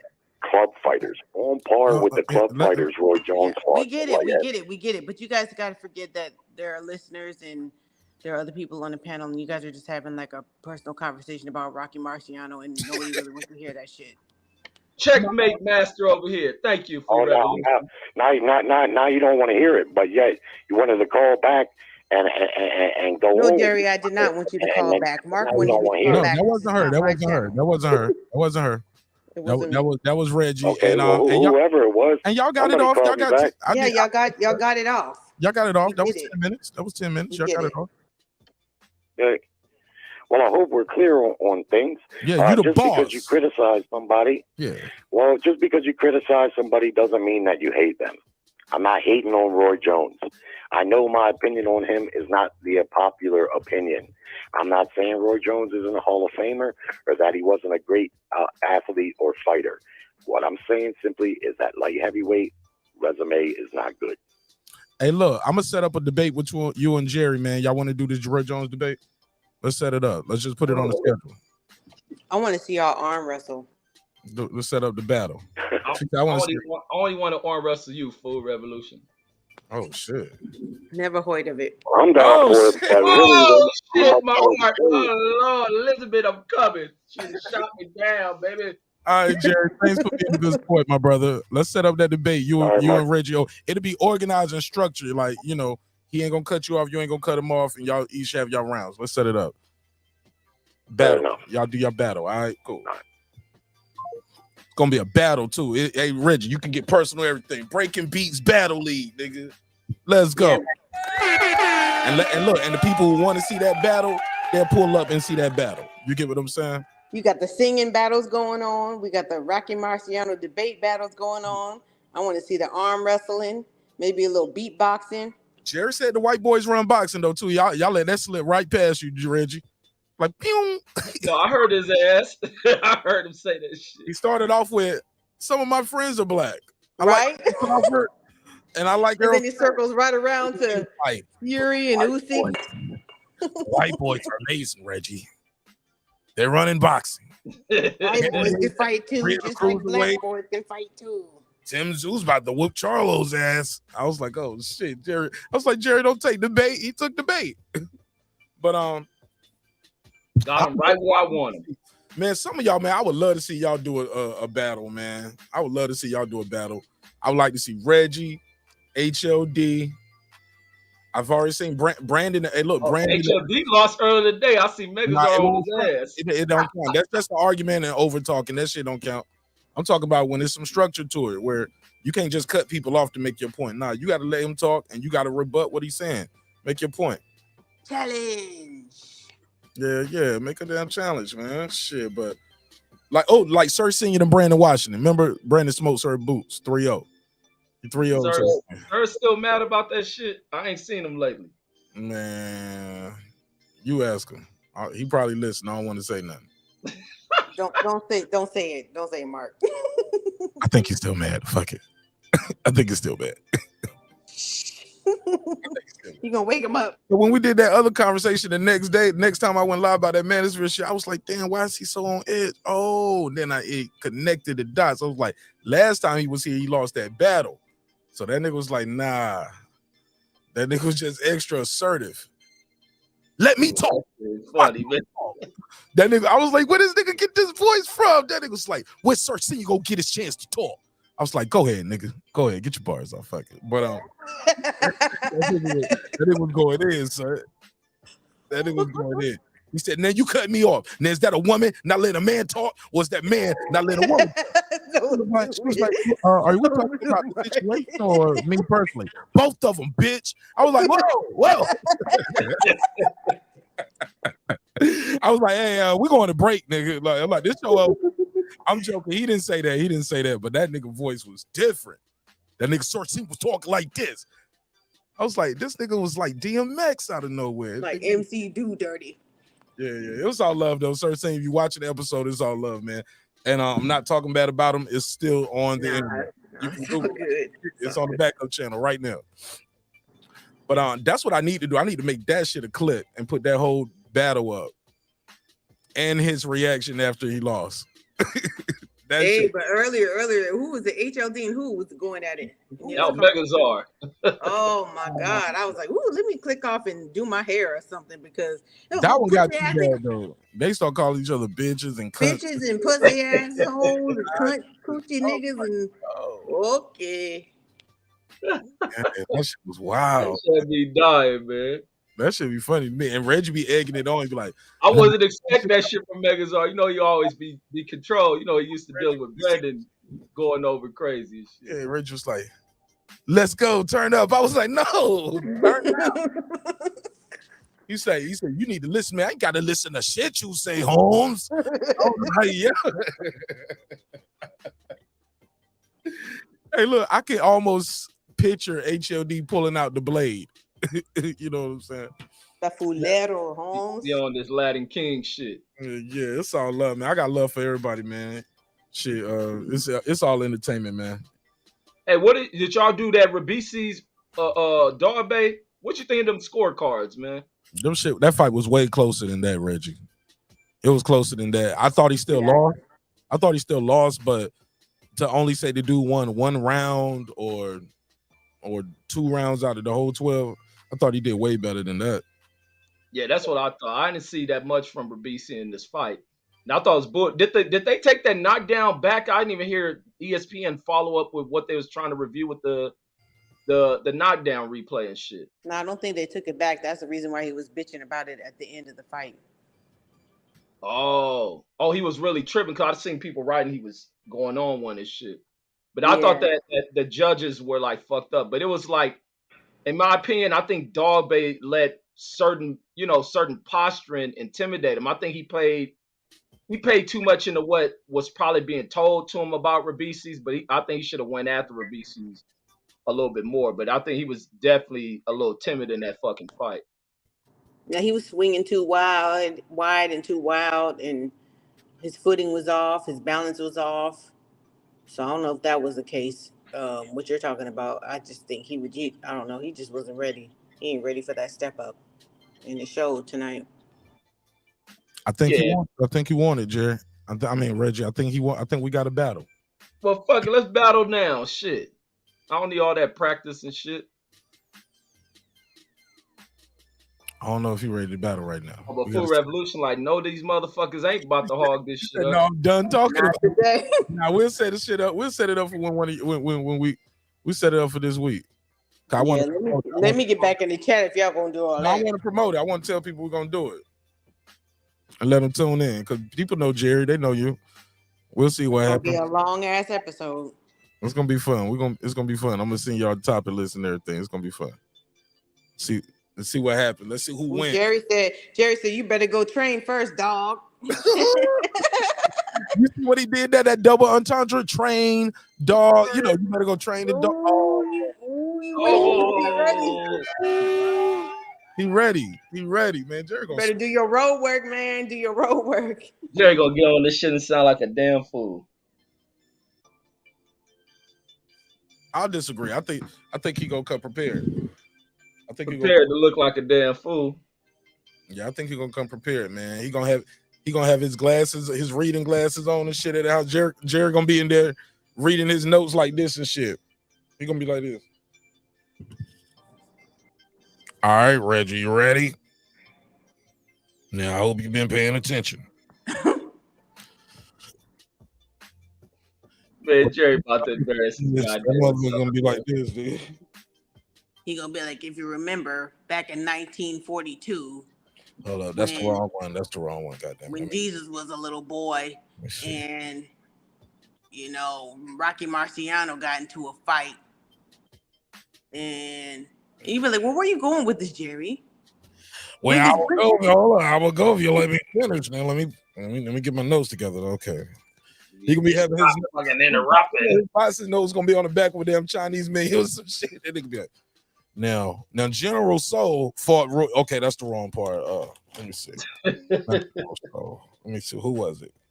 Curry. Okay, not the Curry. Back in the Revolutionary War, my daddy used to tell me. Jerry, he gonna get his information on encyclopedia rather than Google it. Jerry, shoot me an email, man. I can send you everything. Shoot me an email. My email at the bottom of the screen. Scrolling. It can't be hard where we headed to. I'm sitting there watching the screen like, where we going, man? Right. That shit is entertainment on its own, right?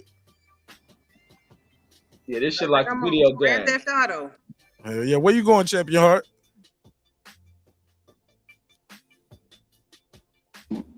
I'm on my way to Canton, Ohio. Oh shit. Oh, where you at now? I'm in outside of Little Rock, Arkansas. I didn't leave till a couple of hours from. I just left out not too long ago. I should have been gone, but I've been jacking around all day. What? Jacking around. Yeah,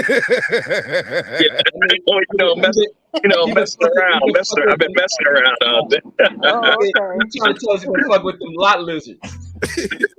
Walking around sound like he was by himself. Yeah, I think that's too much information, man.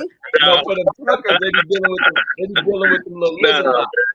I had a lot of stuff to do at the house today, man. So I was doing that. Then I had to take care of some stuff with my father. Oh, you wasn't taking care of them With your lot lizards. bottom? No. You had to take care of some stuff with your bottom? My father. Oh, okay, my bad. Son, on one all day. She told me I need to get me a purse like Tank Davis because I be losing my keys and shit. It's like, maybe you should get a purse. Yeah. I was like, hey, look, she said that before she even said hello, peace to the pet channel. She didn't even show the host no respect. That was her good morning to me. That was like good morning. Just like imagine just walking into work today and you see Food Revolution. And she's like, I was like, man, yeah, man. She just walk in on somebody else's conversation talking about, man, I be losing my keys and wallet, man. I got my little AirPod shit on it. That should be working. Why don't you just get you a purse? I don't never lose my shit. I got a purse. Get one like Tank Davis. All right, Foodie. I'm gonna get you the clappers. Oh, I got a clap for you. I got a clap for you, Foodie. Now, here you go. I would never do that in real life. That's for entertainment purposes only. But in this climate, I can't even do that joke right here. This is a lady, man. I think that joke is only funny for dudes. My bad, Food. I can't. My son was talking to me. I didn't hear you. Oh, never mind. Nothing. I ain't say nothing. I ain't even say nothing. He said, I'm not drunk. We jacking around. That's all. Just jacking. Just jacking. I'm just jacking. Chevy Hart, I'm glad you stopped jacking around and start driving. Get about your day, man. What the hell is going on? Somebody somebody says a lot of jacking at the house, yo. Hey, yo. All right. There was something happening, man. I wanted to ask y'all about why I got you here. Hold on, let me look at this shit. There's something funny. Oh shit! Why I got you, Rachel? Yo, man, you watching this shit called Yellow Jackets, dog? No, I don't be watching TV shows. Nuh-uh. I think it's on Showtime. I think I seen a preview or something, right? Yeah, that shit is getting pretty good, man. That shit is getting pretty, bro. I'm telling everybody about this shit like I'm deep in the show, man. I'm on episode 3, and they already on season 2. It's hard for me to watch TV shows. Like all the shows y'all talk about, I never watched none of them. No, what's that one? Snowfall. No Power. Man, you got to get on that fucking Snowfall, man. But you have to watch it from the beginning, and it's 6 seasons in. So. What up, Los Boogie? Said I'm new to the channel. Welcome home. Let me give you the drop. Welcome home. I'm watching The Last of Us, man. Have you seen that? The Last of Us? Yeah. Last of Us. It never heard of it. Nah, I ain't heard of that shit. What is it? It's pretty good. It's like, one of the zombie apocalypse type tales. But it's done after a popular video game. It's a video game called Last of Us? Yeah, that's what the series is. It's borrowing its storyline from the popular video game, The Last of Us. Kind of like what they did with the Resident Evil franchise. Oh, okay, you sound like a commercial off the popular video game. You sound like you get paid for that shit. They pay you for that? No, I'm just saying. That's how they advertise. You sound like you heard that commercial 80 times based off the popular video game of the same name. I was like, when you play video games, I see you cooking and driving all the time. When you playing? And Beyond the Ring said they back. Y'all back in? Yeah, man, they ain't from the Philippines to America that quick. They was just in the Philippines. No, I don't think they mean they back to America. I don't know where they mean, but what you mean? Where they back at? Maybe they mean they got to fight or something. Oh no, they back on the internet. They got their internet shit back on. Right, because they're moving. Oh, so they had the spot. So that spot where we got the internet. Pull up, sis. Let me talk to y'all. See what y'all doing over there. Y'all ain't doing shit. Y'all just chilling, unpacking. Pull up. I'm trying to be wherever they are, man. That shit is gorgeous. I think she had a filter on, fam. I'm calling cap. I'm hating. In my mind, I got to make it less than what it is, so I don't be a hater. So I was like, man, she got to filter the water. Ain't all of that. That shit was fucking Someone tripping. look a little grain. Niggas peeing in that water. They don't pee that water. You can see the little tropical fishes floating around and stuff. Man. But I'm afraid to go. I'm afraid to go shit, to the ocean over here on the West Coast. I can't see the inside of the water. I'm like, what the fuck? I can't do it. I don't know how to do if a fish in the water, fuck that shit. I'm scared of the Pacific now, Y'all, man. Reggie, you don't go to the beach and get in the ocean? Fuck no. You a California dude. No, I go to the beach, but I don't get in the motherfucking water. Hell no. Man, you go to Cali, there'll be a bunch of people sitting in the sand and shit. Oh, It'd be is the water really dirty like that and shit? Or something like that? white folks go in that shit. It used to be, Mark, back in like the 90s. They used to have sewage warnings, but they got in control of that shit. But I never got into the water. Me and my kids never got into the water. Like Venice, we just go to like Santa Monica and like play the games and stuff. But I ain't getting in that motherfucking water. You used to never see nobody on the beach. But I'd go to like Malibu or Huntington or the cleaner beaches. Or that shit dirty too. Man, I lightweight got trauma from the ocean, so I really don't fuck with it. But all them shit's dirty. Santa Monica. Santa Monica's dirty, but not Malibu. Not Huntington and Redondo. Newport. Yeah, because they got that little sewage treatment plant like right off of that shit. Well, that's where the white people go. Manhattan Beach in Orange County. You see oil patches coming ashore and shit. Cause Look, it used to be like tampons and doo-doo in the water and shit. Look, they showed on the news one time that one of the doo-doos had like tentacles on it and shit. Yeah, no, I don't fuck with that shit. But I didn't know. I thought all water looked like. I was thinking it was the dirt at the bottom. But the first time I went to Hawaii and that plane flew over that shit, I'm like, what the fuck? Like, man, I can see through this shit. But like, hell no, to get in that with fish and that shit, fuck that. I'm like a shark or a whale somewhere around this mug. Yeah, I'm waiting to go to the Caribbean. I'm waiting to go to like Hawaii, Caribbean and shit to get in the water. Fuck that. Man, I was in Jamaica and those fish was right there swimming right around you. And then it was like some other different type of fish right here swimming right around your feet.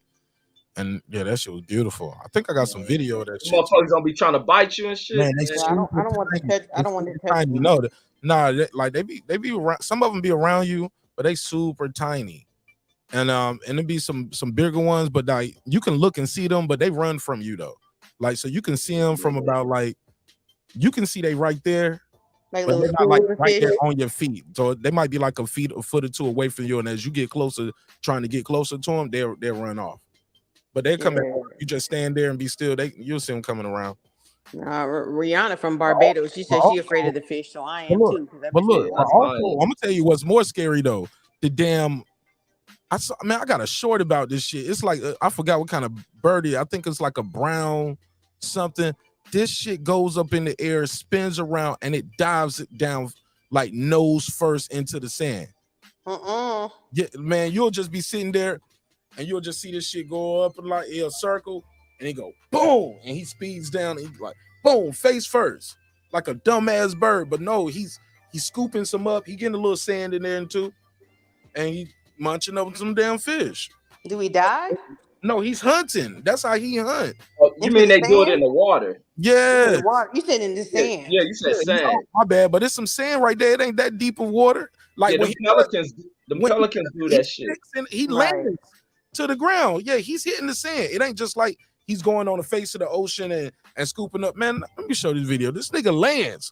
Yeah, pelicans do that shit. You see him if you look off like Long Beach and all them beaches. Them pelicans are over that shit. See, that's the other thing. That's the other thing, Mark, is like I don't fuck with the beach because of them seagulls, man.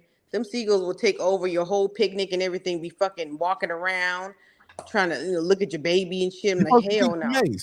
You mace their ass. Nah, them bitches greedy. They greedy as fuck, man. No, they greedy because y'all be feeding. Seagulls see you with some food, they coming to take that shit.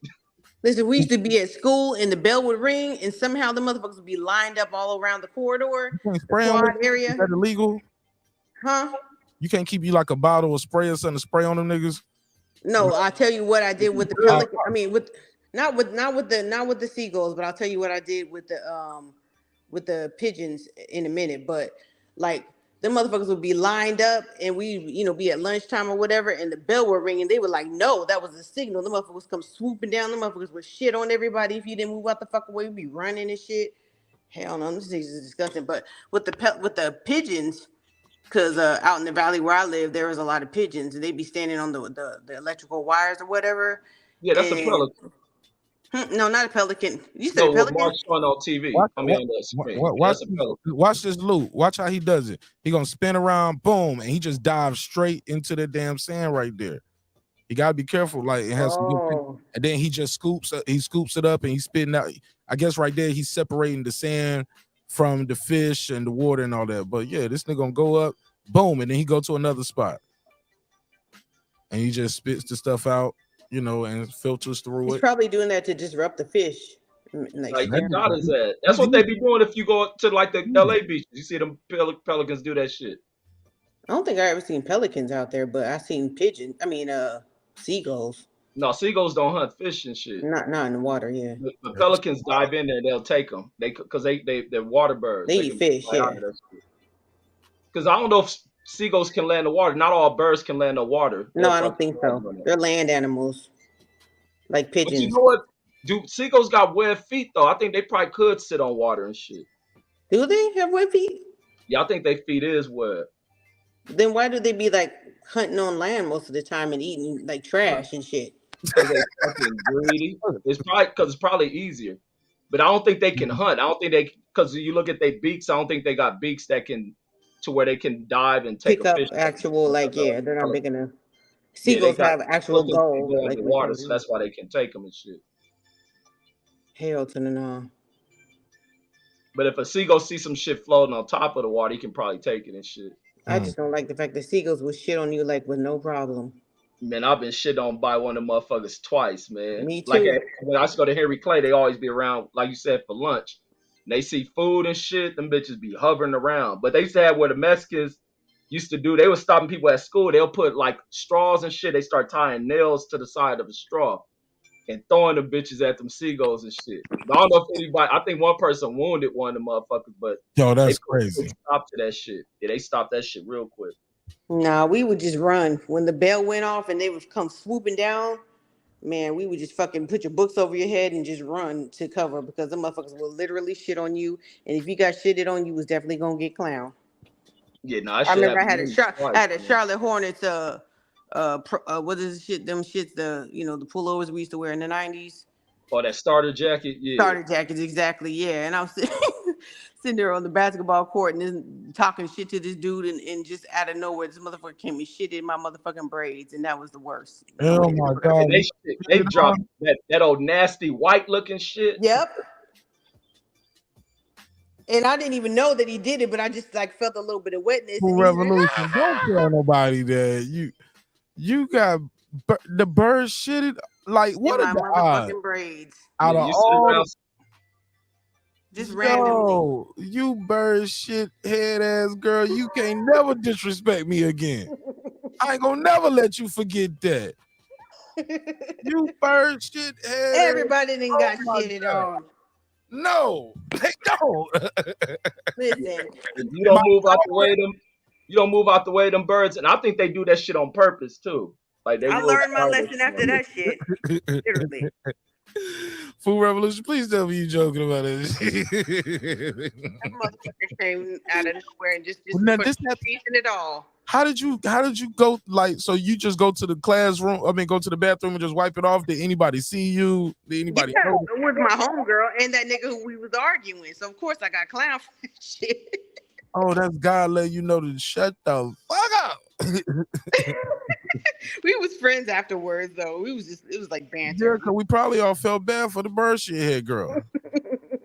And they told I got clowned for weeks for that shit. So what? I got clowned for weeks for that shit by that nigga though. But thank God it was just me, my homegirl, and him.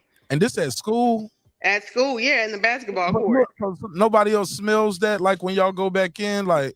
Ain't no smell to no bird. Well, first of all, it don't smell. And then I got rid of it. I never had it that close to me. Hold on, Reggie. Reggie sound like he got shitted on too. He was like, I told you I've been shit on twice by a seagull.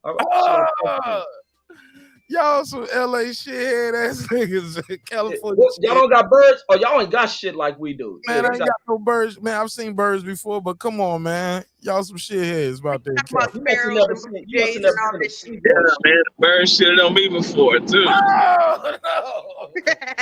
See? Yeah, them birds ain't no joke, man. Yeah.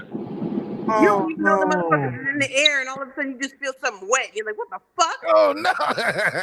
Well, you know what's worse is pigeons. Like I ain't never been shit on by pigeons, but when they got them nests above shit, man, pigeons go on a shit fest, man. They will fuck a car up parked under them. That's the story I was gonna tell about the pigeons. My mother-in-law, like we used to have them. Like I used to live right next to like a Carl's Jr. and the motherfuckers would just be out there in the parking lot, all on the electrical wires and shit, shitting on people's cars, fucking up your paint and shit. So I was like, I'm tired of these motherfuckers. And this stupid ass white, I don't mean to sound racist, white man, he used to fucking feed them bird seed, so they were used to getting seed from humans. So she's like, mix some decon in there with it. So I went out there and mixed some decon with them, and them motherfuckers, we didn't see no more of the motherfuckers. It was like 1,000 of them, and they was just gone. Dead. That or Alka-Seltzer. Hey, I was just about to say that because people used to say that shit'll blow them up. I don't know how true that shit is. Yep. They really do blow up from it. Alka-Seltzer, I heard about that shit too. Yeah, them LA had bird issue because we got all these different species, but nothing worse than a seagull. Cause them bitches flying big ass packs and shit. Yeah, somebody was that y'all just y'all just said they like a gang, man. They can just come up and take your shit. Yep. Yeah, they'll dive at the you. Motherfuckers will be lined up all the way around the corridors. Like all of the buildings in my school, they had the major buildings where all the classrooms and the library were, and we had a quad area, which is just an open area where everybody would walk around and pass the classes and eat their lunch and play dominoes and all that kind of shit. And then as soon as the bell would go off, the motherfuckers would just swoop down. They'd be all lined up all the way around.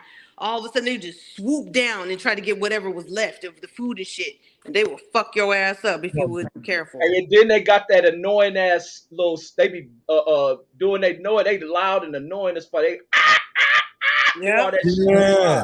Yo, and then they be flapping their wings and little whatever shit be coming out and shit. Like, ugh. Yeah, they wings big. They probably got like 3 or 4 foot I wings. seen ducks like that. I seen some ducks like that where you try to feed the duck, and man, they are aggressive as they coming to you. They be hissing and shit. No, what's more aggressive is fucking geese. Geese, man. We have geese about my job on them motherfuckers are aggressive as fuck. And it'll make you drop all the snacks and shit and just go get back in the car. Like, man, y'all taking all the fun out of this shit. Geese will attack your ass. You gotta the VA, you gotta throw that shit. You can't just be like just giving it to them little right here because they're gonna be on you too close. You gotta be throwing that shit out there away from you. No, because the thing is, you don't even know if they have a nest anywhere near. And they'll have a nest and they're trying to protect you. You don't even know you walking right by that nest. Be fighting over that molded bread I be throwing to them. Nah, them niggas just mean. They territorial as fuck. Fuck, man. They real mean. They're big as hell. They like tall as me. I'm like, fuck that shit. If I see one of them walking around, I just walk the other way. Hell no, I ain't about to get into it with it. I took care of a dude. He was 6'6", and he got fucked up by a goose, man. Yeah, they fearless. They'll lose their life over protecting whatever they protecting. They fly up in the air and kick you and peck you and all that shit. The cat don't fuck with no geese. The motherfuckers mean. And possums. We got possums out here too. Yeah, LA got a lot of shit. But Florida like the only place that rival LA with strange shit. But I don't think they got shit like seagulls and shit. Well, shit, I fuck with a seagull over a gator any day. Yeah, them seagulls are the motherfucker, man. Hey, yo, this is random. Yo, did y'all see Usher play the April Fool's prank on the people at his concert? Nuh-uh. This shit funny as hell. Let me show you something.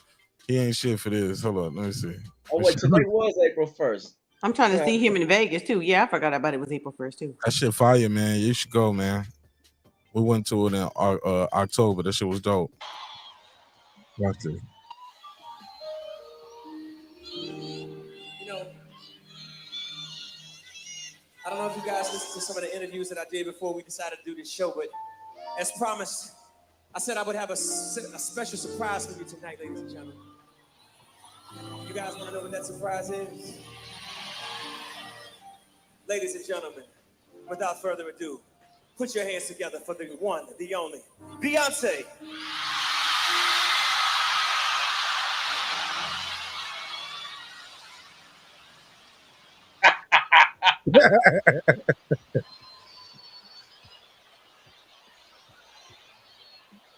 Nigga fucked up.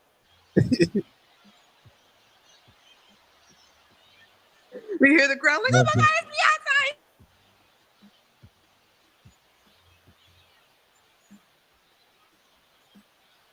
He ain't shit for this. April Fools.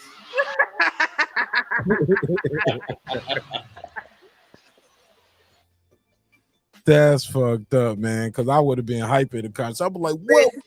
We get some Beyonce 2 for 1 type tickets? Hell yeah.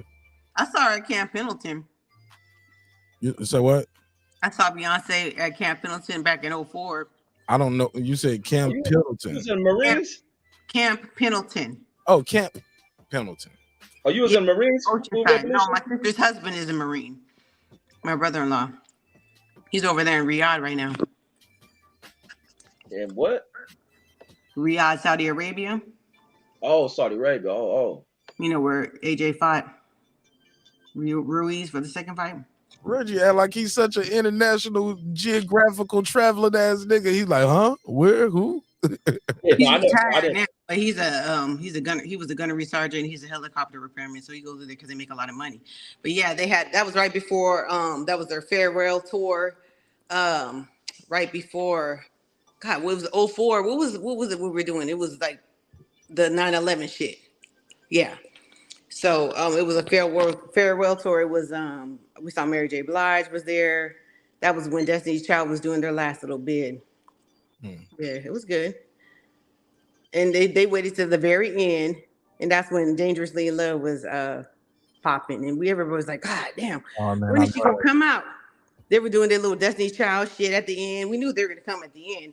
And then I was getting on the bus, because you have to take a bus on to the what is it called? Mark, what is it called? To the ground, not the fairgrounds, but what is it called? To the post. What are the grounds that they are? The Army base? The base, yes. Or we call it the post and stuff like that, yeah. Yeah, it was on the beach and stuff. It was a really nice concert. But you have to take a bus onto the base, and so then you have to get back on.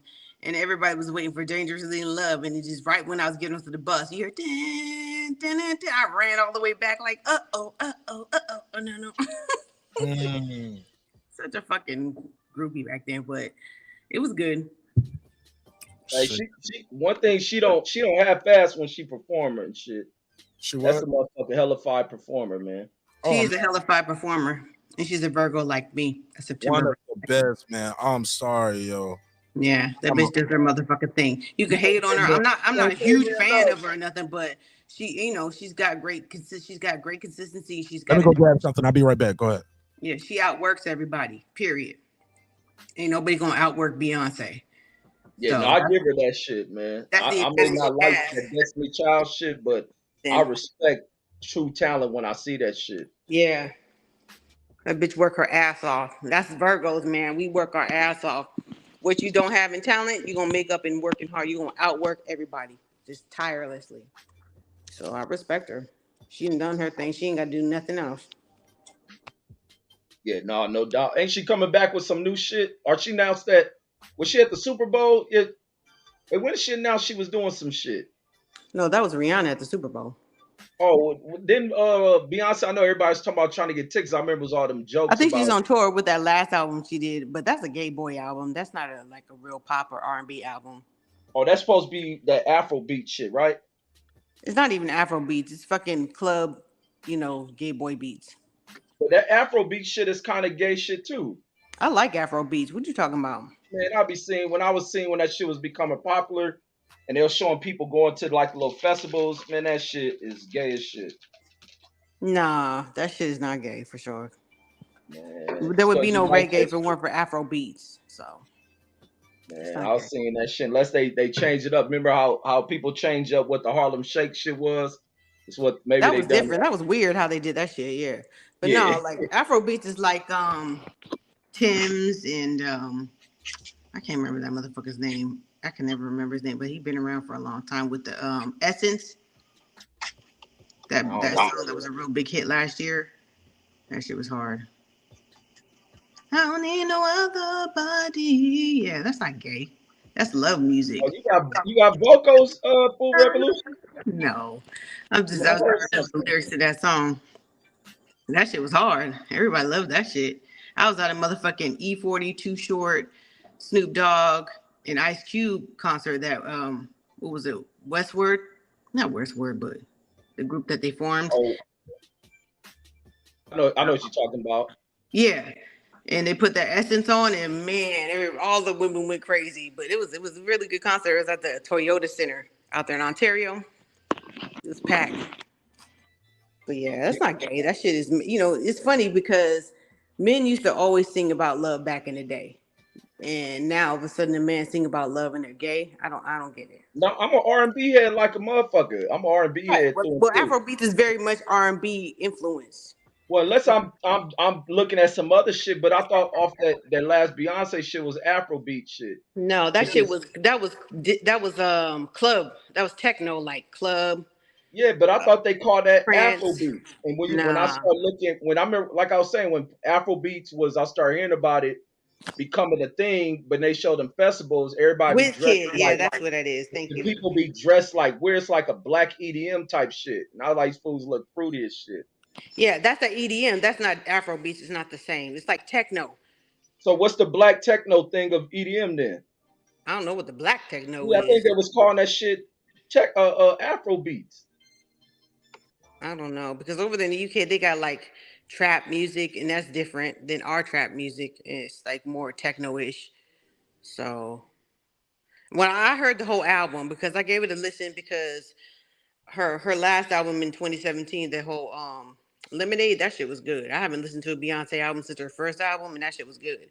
So I'm like, okay, let me give this a listen. And that shit was just straight gay boy club music, upbeat techno, like we used to listen to in the early 90s type of shit. Robin S type of shit.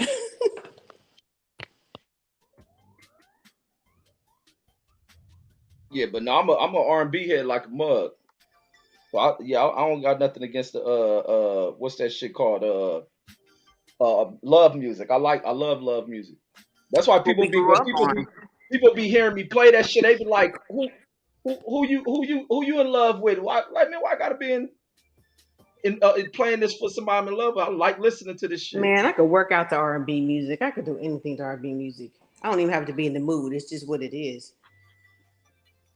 Yeah. Yeah, I fucks with that shit. I go on my drives and be in that motherfucker blowing like a motherfucker, having my own concerts, man. Playing Fela Kuti. No Fela Kuti in my motherfucking playlist. Son, that nigga still don't come around, man. Like, that's why I was like, man, we gotta be careful with these debates, man, because I barely see the fight doctor, man. He used to come around a lot, man. Him and Reggie went at it that one time. Yep, the whispers, like Lisa said. Them OG niggas used to do murders listening to slow songs back in the day. Man, on the real. Listen. That's why I was telling Deuce, man, our gangster music was a lot of that slow down shit. It was sampled. Most of gangster rap in the 90s was sampled from R&B. Shed So Many Tears was fucking. It was funk too. They had a lot of funk influence. Well, I consider funk like kind of like R&B. No, gangsters back in the day go kill your ass to the dramatics and shit. Yep. Hop in the A track and go shoot fucking Isaac Hayes and shit. Right. Hey, if that's one nigga concert I would have loved to have gone to, man, some Parliament or some motherfucking Isaac Hayes and shit. I love Gap Band. I love me some Charlie Wilson. I would have loved to see I be trying to play the Gap. Gap ain't got enough shit that I can just continuously play. Yeah. Like it's like 4 songs I like from Gap, but too much of they shit, that up tempo shit, I really don't like. No, I mean, I like Burn Rubber. That's about as up tempo as I like, but I like, Yearning for Your Love and Outstanding, Burn Rubber. You said that twice. They ain't got no more. I hated that song. I remember the homie Dad used to be banging that shit. We used to be in his band. I'll be like, man, this shit trash. Yeah, please. Never ever had a lover put the pedal to the metal and forever on me. Then they can talk about a player getting played. That's why you didn't like it, huh? I thought it And was you know about some the funniest STD. shit, and I've been listening to lately, and I'll be laughing. That nigga Prince in that little red Corvette, man. That shit funny as fuck to me, Man, man. that shit is the shit, man. Get the fuck out of here. No, what he talking about with the girl? He called a little red Corvette. And she faster the motherfucker. Talking about all the Trojans she done burned through. Yep. Same with Raspberry Beret. We talking about the same shit. Yeah, that nigga funny as fuck for writing that shit. Yep. And she wore a Raspberry Beret. I can't remember the lyrics now. I blanked out. But yeah, you talking about fast ass girls, so. Your audio changed, Foodie. What you do? Me? There you go. You back now. Your audio had changed briefly. But yeah, no, I fuck with that. That old shit is I'll be trying to put my kids on that shit. Hey, Yeah, musical genius, Fred. Huh?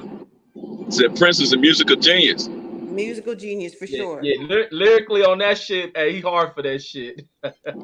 Prince and Raphael Sadiq are motherfucking musical geniuses. Period. and I know we hate to say it, but the Pied Piper, he's a motherfucking musical genius too. Oh, yeah, Kelly called in a bitch, man. Yep. If you can write hits for yourself and others, you doing the motherfucking thing. So man, when you writing for Michael Jackson, nigga, you know. Yep.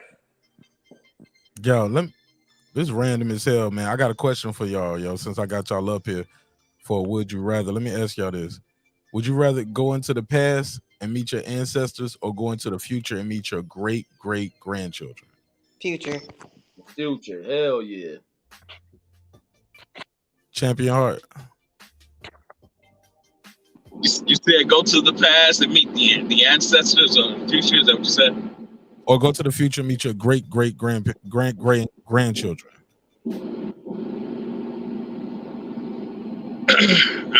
Yeah, I would say future. Okay. Y'all say yeah. I think niggas just scared of time travel too. Like nigga, I ain't No, as far as my ancestors are concerned, like as far as my ancestors are concerned, I am their future. So why do I need to go to the past? I want to. You might want to meet your great grandfather probably working a plantation and shit. Like fuck that. Man, you ain't gotta meet him on the plantation. Y'all could go out to lunch when you have a break. Fuck that. If I go to the past, since I'm from LA, I'm like, fuck it. We Crips, we taking over this shit. I ain't going back. Jump this I'm nigga. gonna change my future like Tenet or something. All right. I'll be in the past, be like, you won't let that white motherfucker talk to you like that? Exactly. Fuck that. We walk shit. around with rags, nigga. So I'm gonna slap him for you, and I'm going back to the future. I'm gonna change your life. Here goes some spray cans. We gonna write Crip all over the wall. Fuck this shit, nigga. I'm like, who the fuck you gonna hang? I'm gonna hang your motherfucking ass. Try it, shit. Yo, if I give you a remote control for your life, and you only get one button on it, it's gonna be a rewind button or a pause button. Which one would you want? I don't want no rewinds. So I guess it would be a pause, but I don't really want no pause either. Shit. Shit, you can pause. If I had it pause, run into the bank, steal a bunch of cash, unrelease that shit. Yep. Go broke, get back rich. Hey, look. Would you rather? Go ahead, Champion Heart. Would you? Which one would you rather do? A pause. Have a pause button on your life or a rewind button? Rewind. Tell me why. Just what I know now.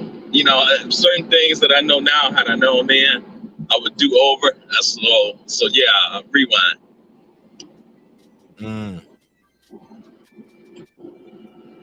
Hey, Food Revolution, Reggie. Same question. Would you rather be Batman or Spider-Man? Batman. Tell me why. Batman is harder, man. That nigga's rich. He drive a badass car.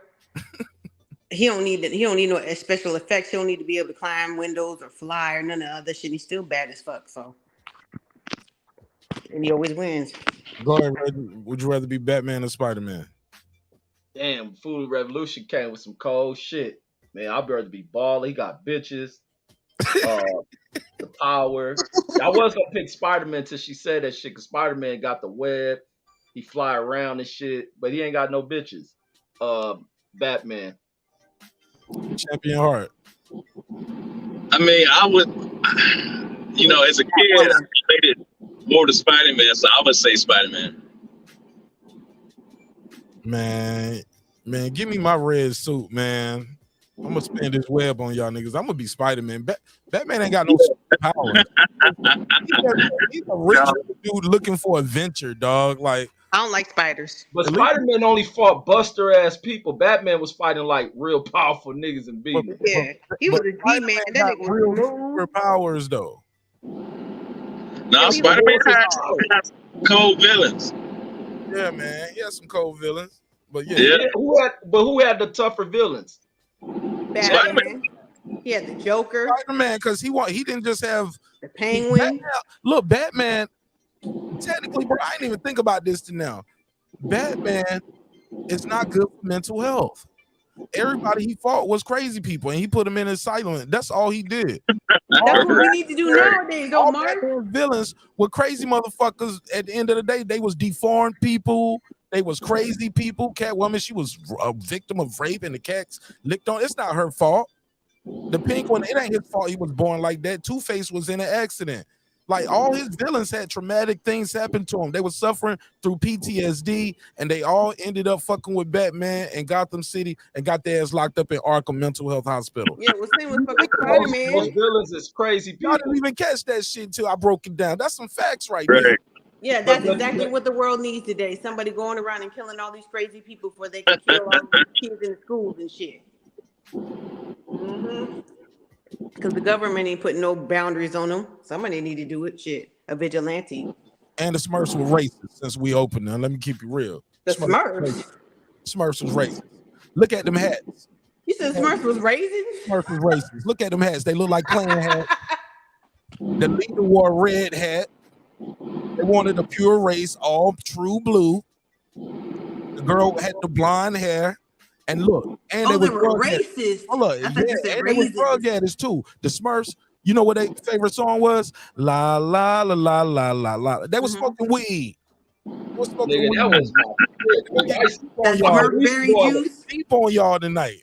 I think they was drunk. Nigga, when the Smurfs came on, we went in the house, nigga. The Smurfs was my shit.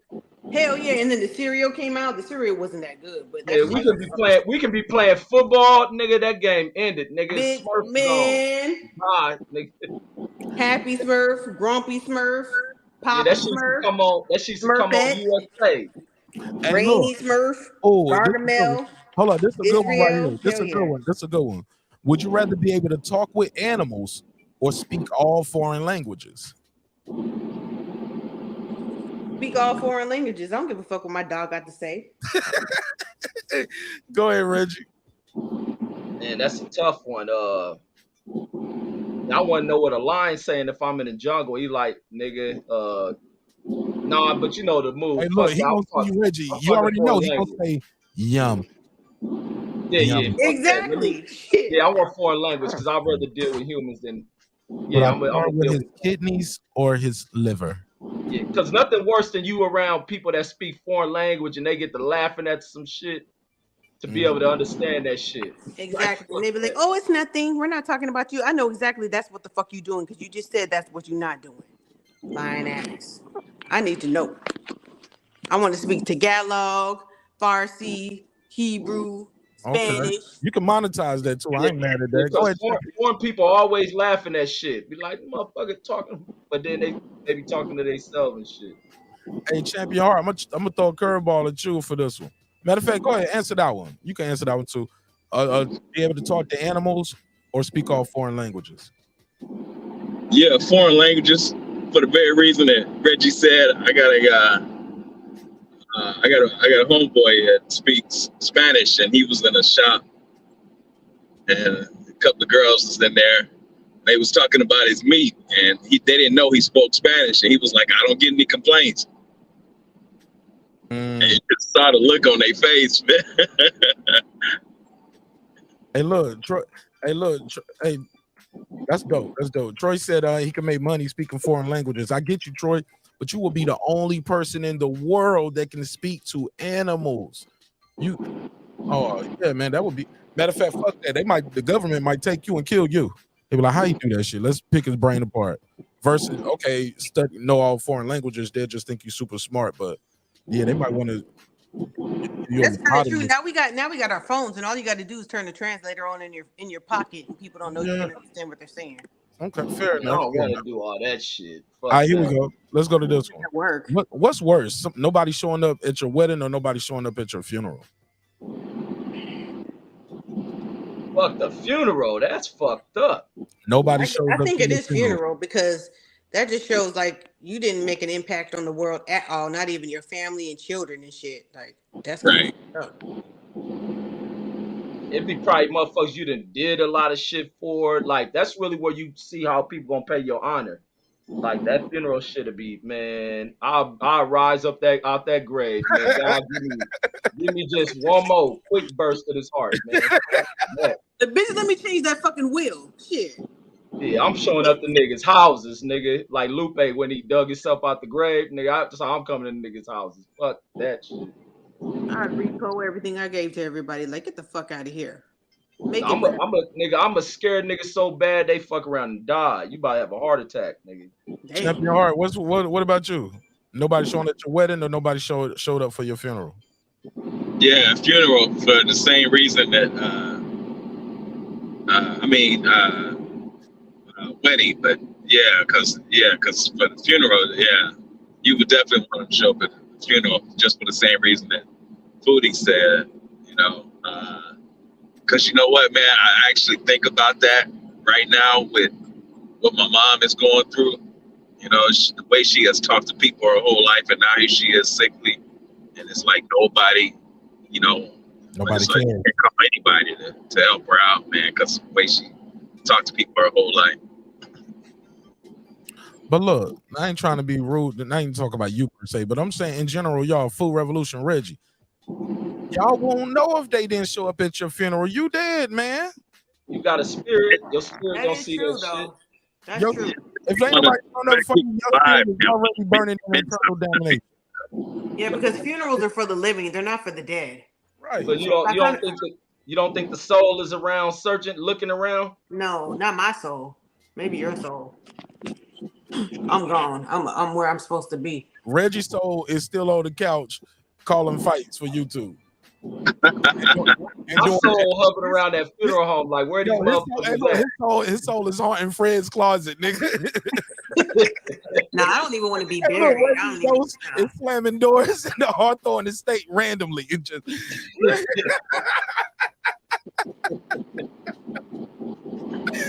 that was funny. That's like a callback joke from Reggie's show. If you know, you know. That was funny. Here we go. Troy Graham. You buried alive or burnt alive? I would prefer neither, but I would take the burnt alive. So being buried alive is worse, is what you're saying? Yeah, because you feel everything. Buried alive is slow and you know you're gonna die, but at least you're not in all that pain. Damn. Yeah, I'd rather be burned alive because you're gonna die from smoke inhalation before you ever really feel it. No, you not. Yes, you are. All that shit. I said burnt alive. I didn't say just in a burning house. There's no way for you to be able to be burned alive without inhaling the smoke. You're gonna die. That's false. Food revolution. Let's say somebody just poured gasoline all over you and set you on fire. You're gonna feel that, and your body's gonna go into shock. Like, yeah, you're gonna go into shock, and you're gonna be there, but you're gonna be in a excruciating pain, being burnt alive. And then your body's but not for long though, because like you said, you're gonna go into shock, and your brain, your mind's gonna cut off. Oh man, you in a whole bunch of pain for your mind to shut off like that. When you're in that kind of trauma, you shut off. That's how people pass out. Yeah, but you you feeling that trauma until you do that. That's not very long though. That's how much pain you got to go. But if you're buried alive, you don't know when you're gonna die. You don't know when you're gonna stop breathing. That shit gonna go. But people don't die right away when they burn to this shit. You screaming, rolling, then you end up in the hospital. They trying to save you, and maybe you die after that. Yeah, but you burned alive. If you're lucky. If you're lucky, but you if burned somebody alive. puts the flames out faster. But if you're buried alive, talk about the alternative. Y'all trying to change it. Y'all trying No, to if you're buried alive, man, you don't know when the last breath is gonna be. You shit. still, Hey, look, that pressure, that dirt going on top of you gonna crush your lungs and all that shit. it's not gonna crush your lungs. You gonna still All be able that to breathe pressure, the dirt, and you buried alive. Well, I ain't say how deep the hole was neither though. Yeah, you right. You are gonna lose your breath though. That shit gonna happen. That shit gonna probably happen in a couple minutes. How long can you hold your breath? That shit, you gonna be dead in a few minutes. No, you could pass out and then they dig you up and you're still alive. Fair enough. Nah, you know it ain't no they digging you up. You buried alive. Well, it depends on how deep, like you said, because you can pass out and then wake But up. once your brain shut down, yeah, your brain gonna shut down. You ain't got brain no. shuts down much. You are later. buried alive. You can't change your food revolution. Nah, I do not like suffocation shit. I don't want to be suffocated. Hey, would you rather work more hours per day or fewer days per week? Fewer days per week. But more days. No, I'm sorry. Yeah, I like the alternative. More hours per day, but fewer days per week. But hours per day. But it's gonna be more days. Hours per day. I think the American work week is really trending towards 4/10s instead of 5/8s. Facts. What era of R&B was the best? 70s, 80s, or 90s? That's a good question. The motherfucking 90s. I love the 90s, but the 90s was so influenced by the 70s. True. But yeah, the 90s. I have to say the 90s. Yeah, the 90s is a motherfucker, man. But then the 70s, like, yeah, food rep, you right on that. Yeah, that's a hard one, man. Shit. What are the comments saying? 80s. Oh, we didn't say 80s. 90s. I see 90s. I said 70s, 80s, or 90s. I gave you 3. No, the 70s wasn't all funk though. The 70s wasn't full of funk.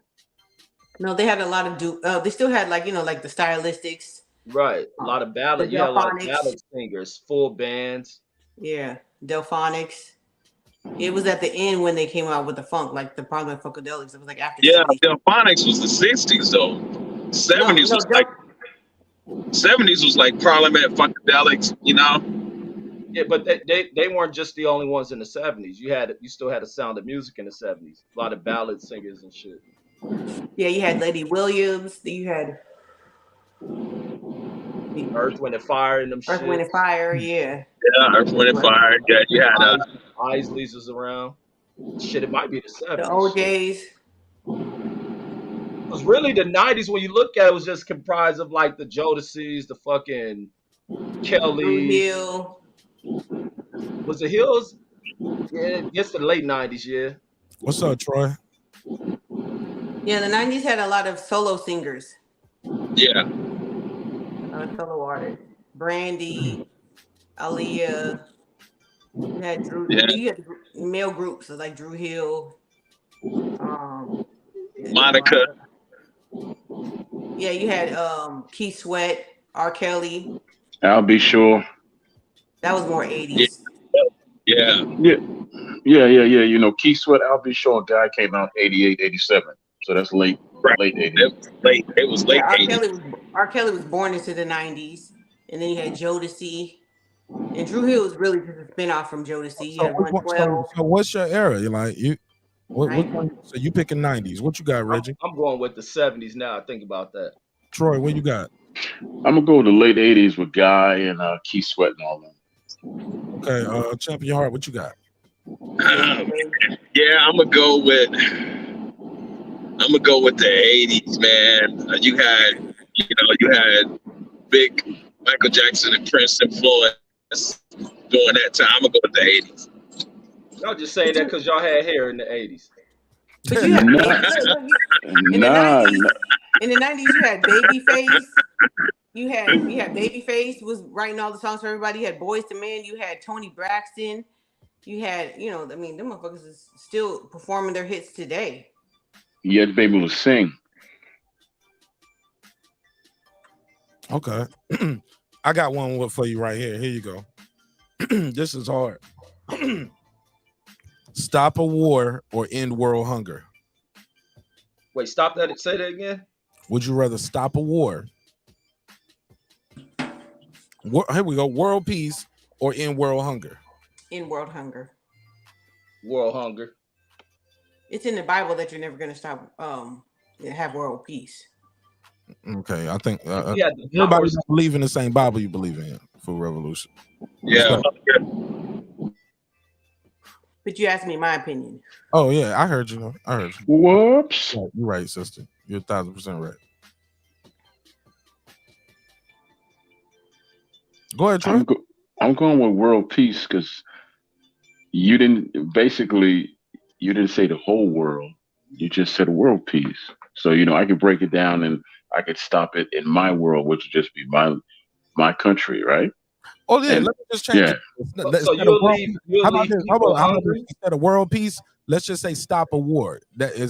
So because I like what Food Revolution say. You can't never stop that. Okay, that's what the Bible says. So let's make it more uniform for people who are believers as well. Stop a war or end world hunger. So there we go. yeah, because to be truthful, Mark, they're both the same things. If you stop warring, then you'll find peace, and that'll stop hunger. Well, not necessarily. We ain't in war, and this motherfucker's still people hungry.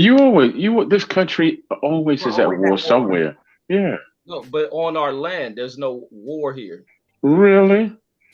There's not, but we got hunger. So but our tax dollars are paying for wars all over the world. Stopping a war doesn't mean that they're going to feed everyone.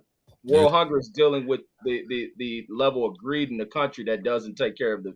That's just my opinion. It doesn't take care of the people. So hunger is a basic human right. No one should have to be hungry. We all need to eat in order to survive. So I think everybody should be able to eat. Okay, but the key word is peace. The key word is peace in that conversation. When there's peace, then you find a way to end all these things. There's no peace right now. That's why they can't. That's why all these things are going on. But look at countries. Let's say, but not all hunger deals with war. You get some places that are having extreme famine, like maybe the country's going through severe drought and unable to grow things. You just ignore them, leave them starving to end wars. Wars don't lead to hunger. It's just countries that mismanage things, that are poorly ran. There's these huge gaps between the haves and have-nots. Peace is an individual mindset, though.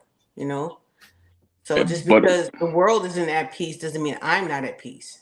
Right, but if you have peace overall, then all that greed and all that me situation is going away because you have peace. So you actually see the greater good in helping all instead of just one. Because if you help everybody, right. But I wasn't finished. So okay, like take this group we have up here. If we each help each other, then we're able to help everybody. Instead of me being the most powerful overall, then we each empower ourselves, and then we branch out. Each one teach one, reach one, and so forth. Boom, and that's how you find peace. But see, I like what Robin even puts, that he thinks that world hunger will be the result of world peace, and I think that's absolutely true. You're able to feed the world, you bring about a level of peace. Like when you're dealing with societies that are taken care of to where the necessity to feed motherfuckers, there's no need to war over shit. We on the same page, Reggie. For once. But at the same time, what are we feeding as far as hunger? Are we feeding hunger as far as food or hunger as far as money? Because when everybody's full, they're still going to want money, and everybody, we're not addressing that issue. And that's where the word peace comes in. People will still be warring over money. No. When you have peace, it's a big word that covers everything. It covers your money. It covers the hunger. It covers all that greed and cheating and why you got wealthy people over here that control most of the world while the masses are suffering. It covers all that. No, but that's why the Bible says that you'll never have world peace, because you cannot feed greed. That's one of the 7 deadly sins. So people will always be greedy for something. So even if everybody has food, they'll still be trying to get money and make money off of a certain group having more, food off of this. There will always be like the barter system. There'll always be people wanting more because people are greedy. Or just the flip side to that, if you really want peace, like I've said before, and Mark don't appreciate this, you wipe out all the humans on the face of the earth and you'll get peace. That's an extreme, but okay. No, that's a fact. Thanos. That's actually a fact. Come on, y'all. If you wipe us all out, don't you think there'll be peace? Peace with what, man? We ain't even here no more. Exactly. Okay. The only people that go to war is humans. Animals don't go to war.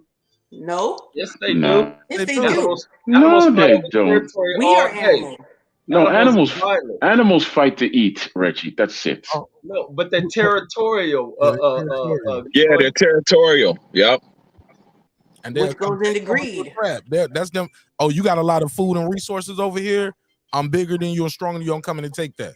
And That's Yeah, greed. Exactly. but it's That's food. greed. But it starts and ends with food and survival, though. That's the point. Yeah. But even when animals are well fed, some things instinctively is for them to. They have killed a whole population. Like you get certain animals that are not native Dominant. native to a certain area. Like they have that problem in Florida a lot, where people have certain exotic pets, so they release certain shit, and these shits just start multiplying, and now it's killing certain things that they are become invasive. Yeah, invasive species. Right, because you can't stop biology. Yeah. And once they start doing that, they fuck up the whole ecosystem. Like now you're eating things that we need to kill the crops, and you'll eat the bugs and you'll eat our crops. Like these things are Right. But there's no animal. Okay, but there's no animal that's ever destroyed another race of animal, just completely wiped them out. Yes, they would. Yes, they have. Yeah, Troy, that's not That's why true, we bro. have extinction. Who? I mean, what animals ever completely wiped out another race of When animals? you deal like even what Mark was saying, when you bring in an animal. No, I mean wiped them out as in They deal with that. blow them off the face of the earth. The humans Like that do that neither, though. We still here. We ain't killed every human on Earth yet, Troy. And So dinosaurs. Look, it was even like what Mark was saying with Florida, where somebody brought invasive species of fish. I forget what's the snakefish you're talking about?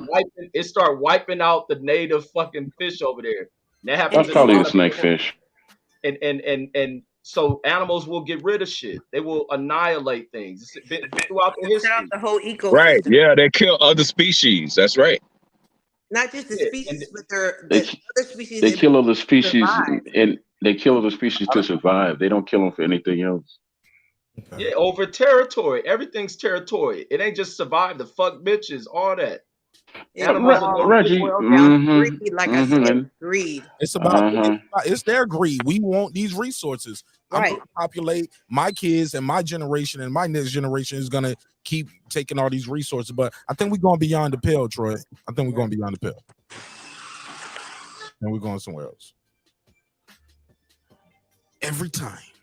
Yeah, animals are just as fucked up as humans. We got to agree to disagree. Because here's the real for real, yo. We are animals. Go back and forth about what my opinion is, right? My opinion is it's fact.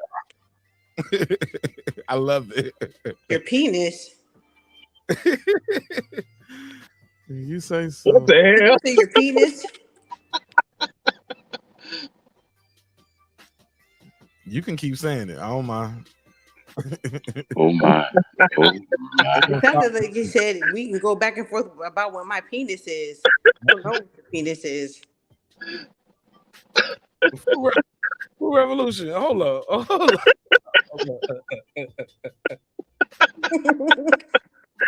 I'm just saying that's what I heard. I'm just hold saying. up. I didn't hear this clearly. Hold up. Stop laughing. Hold up. The Full Revolution. What you hear? I heard we can go back and forth about what my penis is, but my penis is my penis. Okay. Did you say opinion or my penis? I don't know. You tell me. What did you hear? We can go back and forth about what my penis is, but my penis is my penis. I heard. We can go back and forth about what my penis is. Oh, yeah. That's a drop right there, Mark. That is the drop. What's on your mind, Pooty? I don't have a penis. It's late night, Pooty. It's late night. Can I come over? Fly me out. Fly me out. What's on your mind? Okay, my penis is my penis. That's what I heard. Hey, Rockman, y'all, that was fun. Oh, this will be a good one. I like these points, man. Like sometimes they good conversation starters too. But I do want to. I got a couple more, and then I can wrap it up. Here you go. Would you rather have this is a good one right here. I always like this one right here. Would you rather be able to have what's it called? Let me make sure I get it right. I don't want to say it wrong. Would you rather have telepathy or telekinesis? Telepathy. Tell me why. Explain those. Okay. Telekinesis is the ability to move things with your mind. Telepathy is to be able to read other people's minds. Like I said, telepathy. You want to read people's mind? Of course. You know what their mind's saying. I can read your mind, baby. What's about what my penis is? Yeah, that's what they mind. All right. Go ahead, Reg. Same question. I want to be able to move shit with my mind. You gonna move that money right out the bank, out the casino, huh? Yeah, or say I'm like on some September 11th shit and the building falling down. I'm be able to lift that shit up off of me and shit. Oh, that's dope. But you wouldn't be able to do it if you didn't know that the people who wanted to do it were thinking about it. But if I see it falling, I'm be like moving that shit. That nigga gonna be like this. But if you could if you could get into their mind, you could stop it from happening altogether and save your energy. You would have to know them and know they was doing it though. No, you just have to be able to read people's mind. Yeah, but how you read somebody's mind all the way over there? Like you didn't say that I couldn't read it all over the world. You just said telepathy or telekinesis. Man, you would go crazy with that telepathy all day, just hearing people just screaming, yelling. Imagine you hearing HLD screaming thoughts. You know what I'm saying? Oh no. You hear Jerry, you hear Reg, you hear man. You hear Champion Heart talking about how he was jacking it off today or jacking out. I knew you was gonna say that shit. What do you think? I was jacking around. Man, I gotta stop all this jacking around today. You know what I'm saying? So, but all right, that was fun. That was funny too. I'm on the road tonight. Let's Telekinesis. Thanks for asking. Damn, Troy in a rush. He was like, "Hurry up, pick me." Go ahead, tell us why telekinesis. That's very simple. You know, when it's time to go on the offensive, it gives you an extra edge. Whereas if you could read somebody's mind, you could read somebody's mind, but you can't stop what they're going to do. Good shit.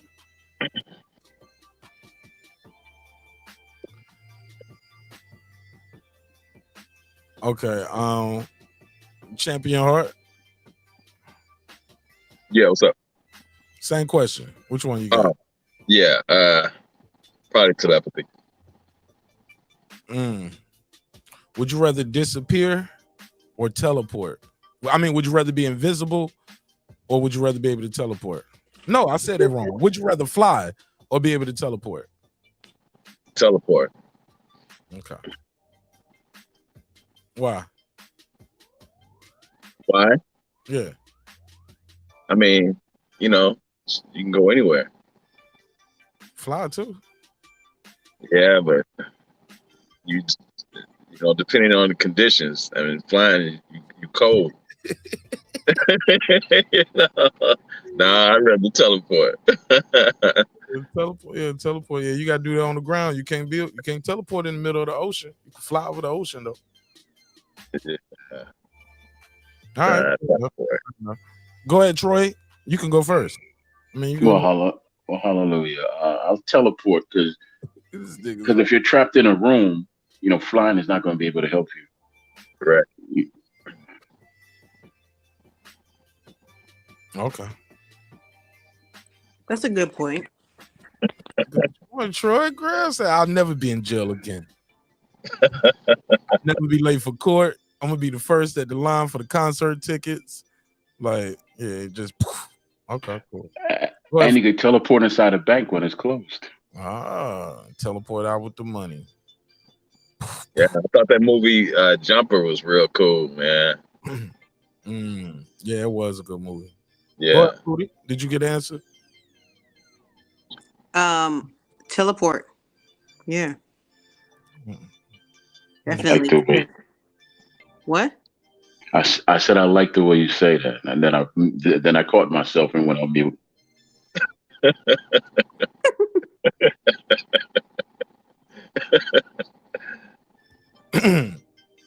Reggie, would you rather have universal respect or unlimited power? Man, fuck the respect, power. Shit. Not everybody gonna hate you. Power. Hell yeah. Go ahead. Anybody else? Yeah, power. Respect is power. No, it's just respect. No, you can have power without respect, and it's only going to go so far. A lot of people respect Oprah, but she's not more powerful than the president, I don't think. She can't push the nuclear button, and that's power. The president isn't very, very powerful. Man, he got control of nuclear weapons. That's power. But only because the people that are backing him to give him the power respect him. A scientist or an actor like might be respected. They can't do executive orders. Well, they respect his power. Period. So it's one and the same, I guess. So which one did you pick? Respect. Okay.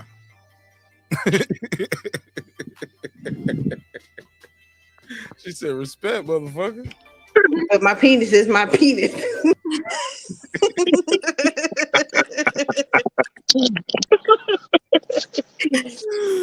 Oh man. Oh my God. This show is crazy. Go ahead, Champion Heart. Would you like unlimited power? I'm sorry. I said power. Okay. Go ahead, Troy. Okay, I'll just give you an example. Malcolm X, Martin Luther King, Marcus Garvey, they had respect, but they didn't have the power to change a lot of things they wanted to change. I'll take the power and I'll make you respect me. Great point. Like we said, it's one and the same. No, it's not. Elon Musk has a lot of power. You don't respect him, do you? I guess you're right about that. Checkmate. Well, no. Man, take the checkmate, Troy. Stop I'm not Reggie. I'm not Reggie. I'm very humble, but thank you very much. Thank you. Troy's like, no, I want to argue now. That was too easy. No, I don't want to argue. You want to argue, do you? I don't want to argue with him. You mad. Don't use that voice again. I might have to change your last name.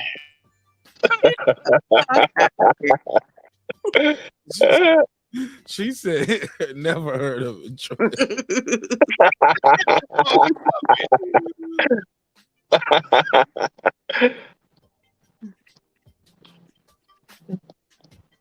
Nah, I mean, it's all one and the same. I've thought about it a lot of times. Money, power, respect. I mean, I wouldn't interchange either one of them or any of them. I want the money, I want the power, and I want the respect. But the thing is like respect is power, because when people respect you, they don't do certain things, in your presence, I guess. Oh, here we go. Full revolution. Would you rather get away with a terrible crime, but live in fear for the rest of your life that someone is going to discover it, and where you can go to prison for the rest of your life? Or you can just do 3 years for a crime you didn't commit? That's a good one. Yeah. I guess I'd do 3 years, because I'd be in jail teaching motherfuckers how to cook low carb food and do hair and prison cook. You can, we older now, so 3 years passes kind of fast, but your whole life, I ain't gonna be in prison. I ain't gonna be in prison jacking around for 3 years. Building a motherfucking empire in hell.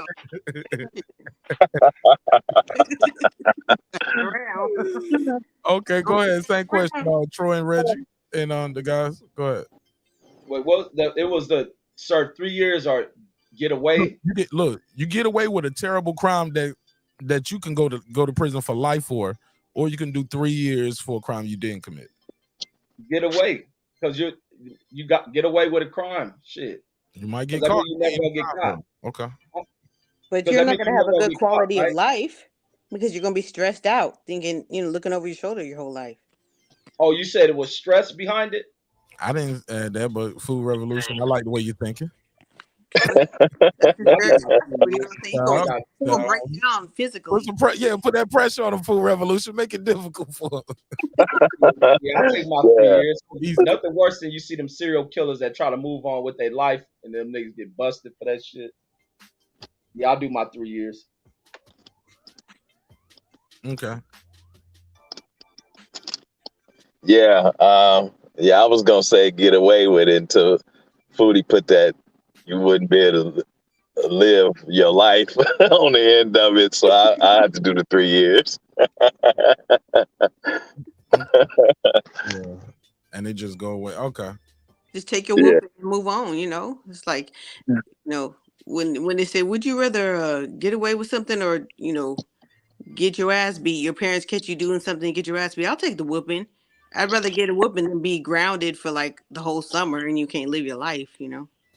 That's different though. I got away with some stuff that my grandmother didn't know about. I ain't want to take that whooping.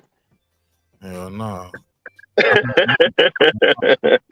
Them old folks whoopings hit different. Man, and she used an extension cord. And it came with a speech. Yeah, Troy. Yeah, Troy. It came with a speech and an extension cord. The speech came with a stutter. Every lick. Like you was gonna answer.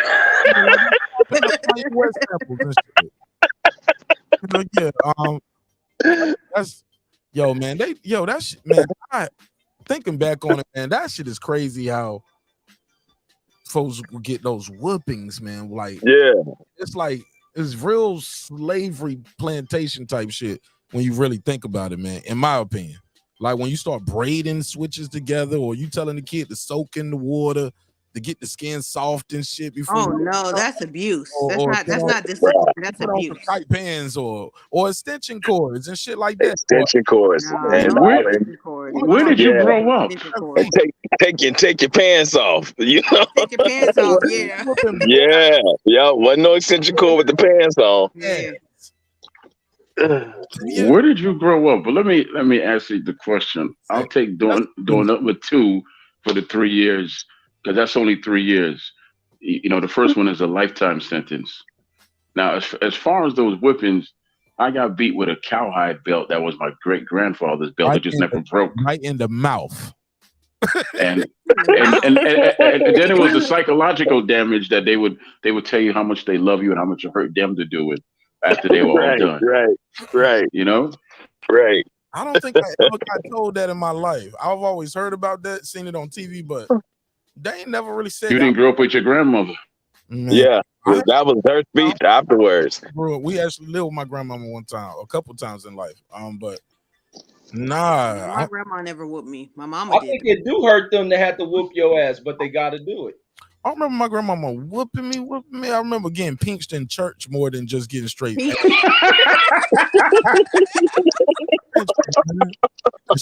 you even pinch the bitch? Damn.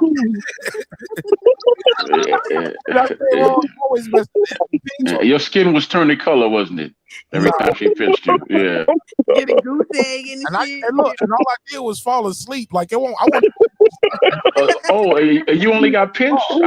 I got boxed in the back of the neck box. Just a box. I'm like, man. I remember when I got older too. She wanted me to play drums at her church. I'm like, man, fuck this church. I used to play no drums for this way. Church. And her church, it wasn't even lit like that. It was like 6 members, and like two of the families was related and shit. Like, you know what I'm saying? Like, It's like it's my grandma plus 6. I don't want to play no drums. Everybody, I'm like, who we singing to? Everybody's in the choir. We singing to an empty room. We all Hey, Champion Heart. Big church too. Yeah, go ahead. Yeah, man. You ever fell asleep in church and then your head fell into one of them old lady bosoms? You got beef for you got beef for that too? No, y'all ever ate them old women? You ever ate that old ass candy from them old women? That hard. Yes, and it came out of their bra or deep down in their purse. Yes. Down in their purse, yeah. And it had still as communion crackers. I used to like communion crackers, man. No. We actually had real, like, regular saltine crackers. You'll see them right there, no tack. They right there in the front, opening the plastic, like right there. We used to have those soup crackers. We had real wine.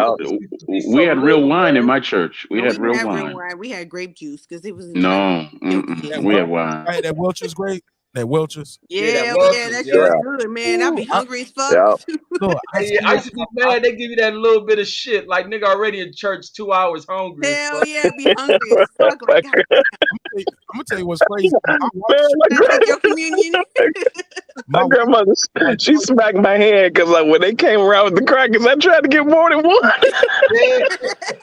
Hey, them old people be watching your ass too, man. They watch. Hell yeah, mouth be dry as fuck. Like, goddamn, I'm hungry. Hey, as soon as you eat one of them little ass cracker, that shit set your appetite off. You be hungry as fuck. Right? Your stomach be growling like, damn. A Champion Heart, right? Yeah. I tell you what I used to do. I used to go up and get it, right? The wine and everything, right? Right. And then I would sit someplace else real quick. And then when they call that roll up, I would go up and get it. I get my butt beat for that one. We'd be starving on communion day like a mug, man. Y'all remember when they would have those little low as fuck? They have those remember sugar cubes? They have them for like the old folks back, when they have the coffee and shit. They have right. Little kids would be eating them shits like damn, like candy. Did y'all ever have to wash feet at church? No. It's like they do that around communion time. I think they did it like once. I don't know how often they did it, but I remember they did that before at my church. And it was like, they would be singing this song like, "Wash me, Jesus, not my feet alone. Wash me, Jesus, not my feet alone." But the whole point is, but my hands and my head. It goes to a scripture, right? Man, shout out to Brother Ross, respectfully. But man, I had to wash Brother Ross' feet. And it's the humbling thing. Remember, I think the lady came and washed Jesus' feet or some shit like that. Yeah. Some people it was a prostitute. Like Mary Magdalene, I think. And she was, but it was about humbling yourself. So we would sit there and we would have the pews facing each other. Whenever I walked in, I saw them pews set like that. I was like, oh Lord, here we go.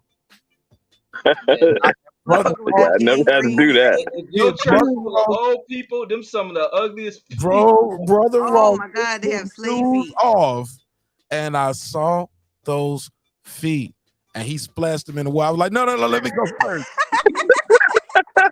It was too late. Brother Ross had put them feet in that water in that basin, and we got to use it. And basically, you just dip your feet in the water, and you're supposed to wipe them off, and then you put it to the side, and then they do your feet. Man, he dipped the feet in that water, man. That water came up looking like coffee, nigga. Oh my God, it was like, what was the name? Like, I'm not sticking my feet in this motor on Brother Ross.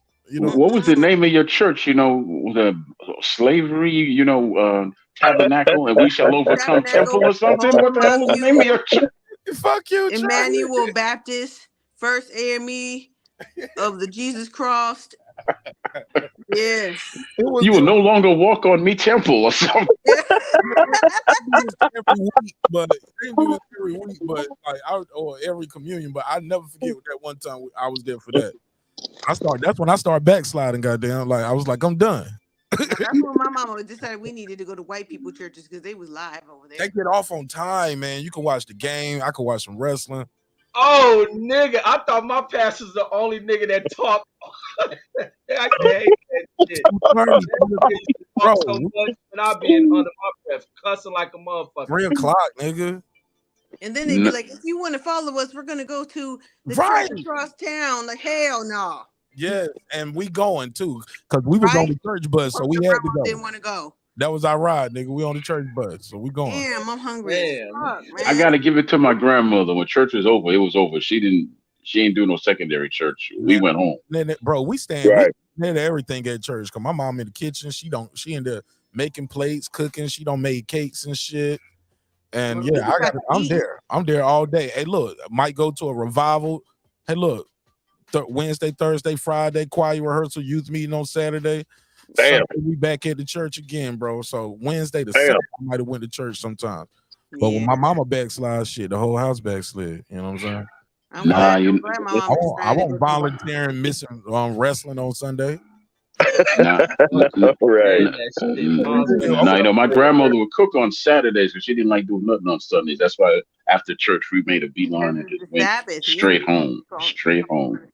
We'd have curry. We'd have either curry goat, curry chicken, something waiting for us on the way home. So y'all got closer attachments to church. On the West, man, was none of my friends going to church. Maybe my brother up in that mother. I hated that shit. Now I got a lot of my homies don't know shit about church. Them niggas wasn't going there. Some niggas only went on Easter, which was funny to me. Yeah, when I got older, we got away from the church. My mother I definitely grew up in a very, very Christian household. I didn't even listen to secular music unless I was going up to Oakland on the weekends to my grandma's house where my sister lived. But like for the first 10, 12 years of my life, like I didn't even listen to secular music. But, that's the devil's music. What did you listen to? Oh man, check this out. Yeah. My brother, he was a musician, so I listened to all types of music, and I had vinyl Kiss albums. You know, Kiss albums are worth money now, and I had all of their stuff, man. And one day I'm listening to Kiss, one of the Kiss albums. My grandmother came in my room, came upstairs. I had to get in the room. She's like, "Baby, what is that you listening to?" I said, "Oh, that's Kiss, Granny." Baby, that's devil music. Scared the shit out of me. I threw all my Kiss albums away. Then I found out years later how much of albums was worth, man. I was like, no.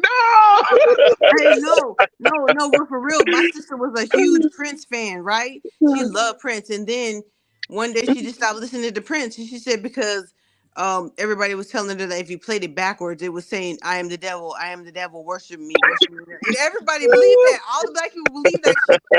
Right. I remember that. Shit. Hey, I'm not being scared. Did they ever make y'all do that shit where you got to sign something about you couldn't lose your virginity to marriage and it was a sin? Man, what? No. They're fucking everybody not signing that shit. Hey, Champion Heart, man. I tell you what happened with me, right? I had a bunch of comics, and then I went off to the army, and I told my grandmother and mom to, put them away from me. I came back, my stuff was under the deck. It was destroyed. And years later, I showed them there was a comic book guide of how much those comic books was worth. And she was like, well, I can't do it. I was so pissed about that. Well, you must have had like #1 issues and stuff like that. X-Men #1, Batman, a whole bunch of stuff. Just a bunch. The church just made everything a fucking sin. Like, man, that's Batman the devil, trash that. Batman of the devil. Everything. That's why I don't push my kids. My kids don't know nothing about religion. I don't push none of that shit on my kids. They don't know none of that shit. Hey, look, so your kids christened or baptized or anything like that, Rich? They don't go to church. Baptized to see him. Man, my daughter went to church for the first time like 2 weeks ago. What happened? Shit, I ain't going, nigga. Right? Hey, look, nigga, I ain't going. I was up talking to y'all all night. I slept in on Sunday. I was talking in the morning. My wife didn't go neither. She slept in too. She went with grandma. She went with grandmother. They granny don't even go to church. I don't think my kids know who Jesus is. Like they don't know. Oh man. It has changed a lot. The white churches were fun, man. They'd have vacation revival, vacation, Bible vacation or whatever in the summertime, and you go on little trips and shit. No, I used to keep me a girlfriend at anybody's vacation Bible school I went to, man. I kept me a girl. Hey, look, I got me a girlfriend in less than a week, man. Imagine how dope I was, yo. Less than a week, I got me a girlfriend, and we break up at the end of the week. Play it. You know what I'm saying? That's my girlfriend. I pull up coming to my grandma's house. Me and Jessie, she my girlfriend again. But one year I pulled up and she had a boyfriend. I was like, "You funky bitch." It was another little that been coming to church. I show up. I'm like, "What's up, Jess? Hey, I can't sit with you. I'm sitting over here with Brandon or some shit like that, or Braden or some weirdo nigga." How old were you then? Shit, I might have been like 17, 18. Man, I had one of the worst heartbreaks when I was 17. I was 17, man. I was a kid, Hey, man. I was that shit. Hey, them heartbreaks be a motherfucker. I used to Yeah, laugh. man. That's why y'all all fucked up to this day. And there you go. And there you go. Heart broke, man. Y'all can't let it go. What Man, I pulled You up. better let it go. Champion Heart was in that girl. Why you stole my song? Foodie, you stole my song. I pulled up to who I thought she was my girl. I pulled up and she's going in with this cat, and I get out the car and I'm like standing there looking, and she's like, "I'm gonna call you. I'm gonna call you." I said, "You gonna call me?" She said, "Yeah, I'm gonna call you." Oh, you watching? No. Man, I'm driving home. I'm crying. I'm crying so bad I gotta pull over. Better let it go. Hey, you took Champion Heart. I know you ain't take her back after that shit. Yes, she did. It was over, man. No, Champion Heart. Mine was worse, right? Because I broke my foot in June, so I spent my whole summer in a cast, right? Then I finally got healed up, and I hopped my ass over there to her house, and she lived in Inglewood, New Jersey, and I'm in the Bronx, so I had to take a train, a bus, and all that, right? Yeah. I get to her house. There's this light-skinned dude sitting in front of her house. So I'm like, "How you doing?" And then the father come out, and then he greet us and said that she'll be right out. And he asked me why I'm here. Oh, I said, "Well, I'm here to see my girlfriend." He said, "Me too." And then she comes out. And she's like, "Oh yeah, this is my boyfriend." I'm like, "What?" Come to find out, that dude was my first cousin. His name was Carlos Graham. Carlos Graham. True story. His name was Carlos Graham. Yeah, because we started talking.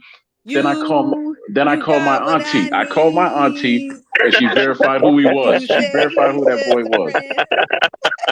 No, but the bad thing is that he actually gave me a ride back to the Bronx. Yeah, it's me, her, and him sitting in the car. Was you sitting in the middle? I was sitting up front talking to him, and she was sitting in the back like, "I don't believe this shit." That made you sit in the middle, huh? I was up front with him. She was in the back. Oh man. Yeah, and I'm like, this don't make no MF sense. Yeah, man. I didn't cry though. I just ended up sleeping with her sister. I figured that was just right. Okay. Yeah. Oh, Biz Marquee head ass nigga. That shit be funny when I watch young motherfuckers get their heart broke, man. Yeah, man. No, it's not. No, it's not, Reggie. Sometimes this shit dangerous. Them young motherfuckers don't know how to take that shit. Yeah. For real, man. That is not funny because that happened to my son. Yeah, no, that was saying I laugh at that shit, but you gotta be cautious because some of them young niggas be like, some of them young niggas go over the extremes. They can't handle it. Yeah. A man get his heart broken one time and he ready to kill everybody.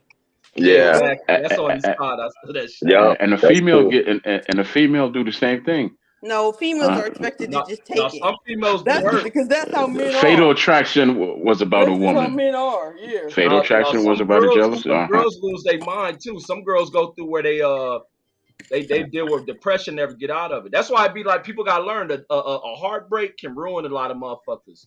Right, There's that's a lot true. of mass we population won't of go people too far off of ruin it that for because one it breakup. goes into whole. What's your name? Food revolution. You ever break up with someone, or someone break up with you, and after that, you become friends with their mom? Because I had this one girl I broke up with, and then she became friends with my mom. I would come home from work sometimes, and she'd be at the dinner table talking with my mom, talking about, we're gonna have dinner together. I'm like, what? Oh man. What? Yeah, I've had that shit happen before. Here. Yeah, no, you. I said, do you ever do that to somebody? You.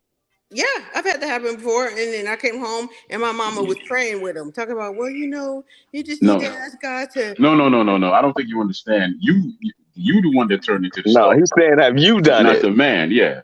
Have I ever made friends with somebody who broke my heart? They mama? Have you ever made friends with their mother? Yeah. Fuck you and fuck that bitch. Sure you haven't. I can see it in your eyes. Sure you haven't. But no, I think the women are lead because she don't want to be around when that nigga start having kids. That shit Right. probably fuck her up.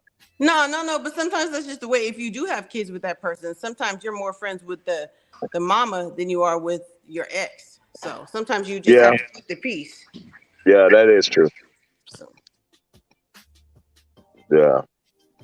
Yeah, because my the worst thing in the world coming home and seeing that girl in my damn mother's house, man. It used to send chills down my spine every night. Oh yeah, she just came by. We went grocery shopping, and we even bought you some clothes. Bought me some clothes. I don't know. No. Right. You be putting that thing on them, huh? Well, I guess I was back then. I'm not in my 20s or 30s anymore. In my 50s, so You yeah. need blue Pleo now, huh? No, I'm Jamaican. We have other things. Thank you.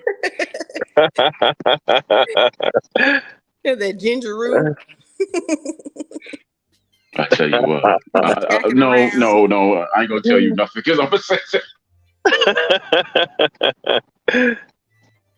Man. Yeah. But it is what it is. But women do take different. I mean, I don't want to get on the whole man-woman thing, but women, it seems like in society, not you guys personally, are expected to take heartbreak over and over. And men, man, y'all get your heart broken at 17 or 18 when you don't even know nothing yet. And all of a sudden, like, fuck all these bitches, man. All women are horrible, man. It's this war all through your 20s and shit. And the bitch be trying to love you and shit. And be like, no, fuck that shit. You don't. Here's the difference, though. With men, I think it's more psychological. It's not a brick through your windshield and slash tires. Nah, It's a little niggas different. doing that shit to women too, bro. Them Those are people who don't called. know how to deal with that shit. Those are called biatches, Reggie. They biatches. No, but in America, that's what happened. A lot of people are bitch made people. Yo, I had a buddy of mine, man. He got cut up. He was messing with this chick and her husband. She had divorced and was living her life, and he broke into her place, and they were in the bed together. And they said the only thing that saved his life was that my boy, he knew how to fight, and he was able to get the knife away from the dude. But he was all cut up. But that's different, though. Like knowing someone cheated on you and seeing them, that's two completely different things. Yeah, but they weren't together. You know what I'm saying? Dude, just like Reggie said, dude couldn't let it go. Men are possessive. Dude couldn't let it go. Men are possessive like that. Some people won't let that shit go. That's why you be having to worry if a chick got a crazy motherfucker sitting in their bush and shit like that. I tell my sons about that shit all the time. Like, you got to be careful with who you dealing with. Even on the whole, like, it becomes worse when you got daughters of knowing who they fucking deal with, because that's why you look at this. How much dudes are suckers. The big issue in the country is domestic violence. You get a lot of these niggas punching on these girls and this, like, man. Yeah. You know what? I have a daughter and I have a sister, and it was only one time, like you said, I had to deal with that. But she come to find out that she cheated on him. This is my daughter now. She cheated on him. And that's why he flew off there. He calling the house, calling her cell phone, telling her he gonna do this, he gonna do that. And that's what I'm talking about. Like most women don't do that. They just cry their tears and get over it, you know. But men be willing to fucking kill their whole family over that shit. No, but come to find out that I went to high school with his dad. I went to high school with his father. So we all had a conversation, and his father was like, "I didn't raise you like that, and this ain't the family you want to be threatening, right? There's just too many of them." So he pulled it back, but I had to leave her uncle at home because he is just ridiculously 0 to 60 and just boom. He wasn't going to be about no peace. Yeah, he wasn't going to be about no talking. Nah, just cry your tears and get over it, man. Yeah, really. Yeah, people gotta. That's one of the things I think the lessons that should be taught to people, like, is how to deal with breakups that ain't gonna last forever. Like, a lot of people get taught that buy flowers and you're gonna deal with that, but nobody teaches the other side of when it doesn't last. You don't put your all into. You gotta know how to leave space to walk away. Yeah, how to grieve properly. Yeah, but sometimes he's not even grieve, just to know how to move on. A lot of people don't know how to move on from shit. Well, grief is a natural process. It's just, the 5 stages of, death and dying, No, but what if he don't get denial, anger, bargaining, depression, and acceptance? Every human being goes through it in different ways. And so, if you know your kids, you can teach them, like, because parents know how their kids deal with trauma or disappointment.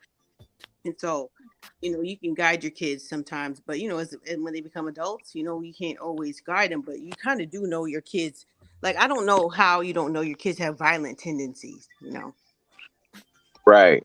Yeah, you know what? You're right about that, Foodie, because my daughter, this is why I believe something happened when she was little, because she used to have this thing where she would wake up angry. She would, had this really bad attitude. And I was like, what is going on with that? She's addressed it now, but for the longest, she would wake up like that. And, like I said, I believe something happened to her because her mom used to let her spend the night over her little friend's house all the time. She was always spending the night over one of her little friend's house. And I would get on her mother about that, Yes.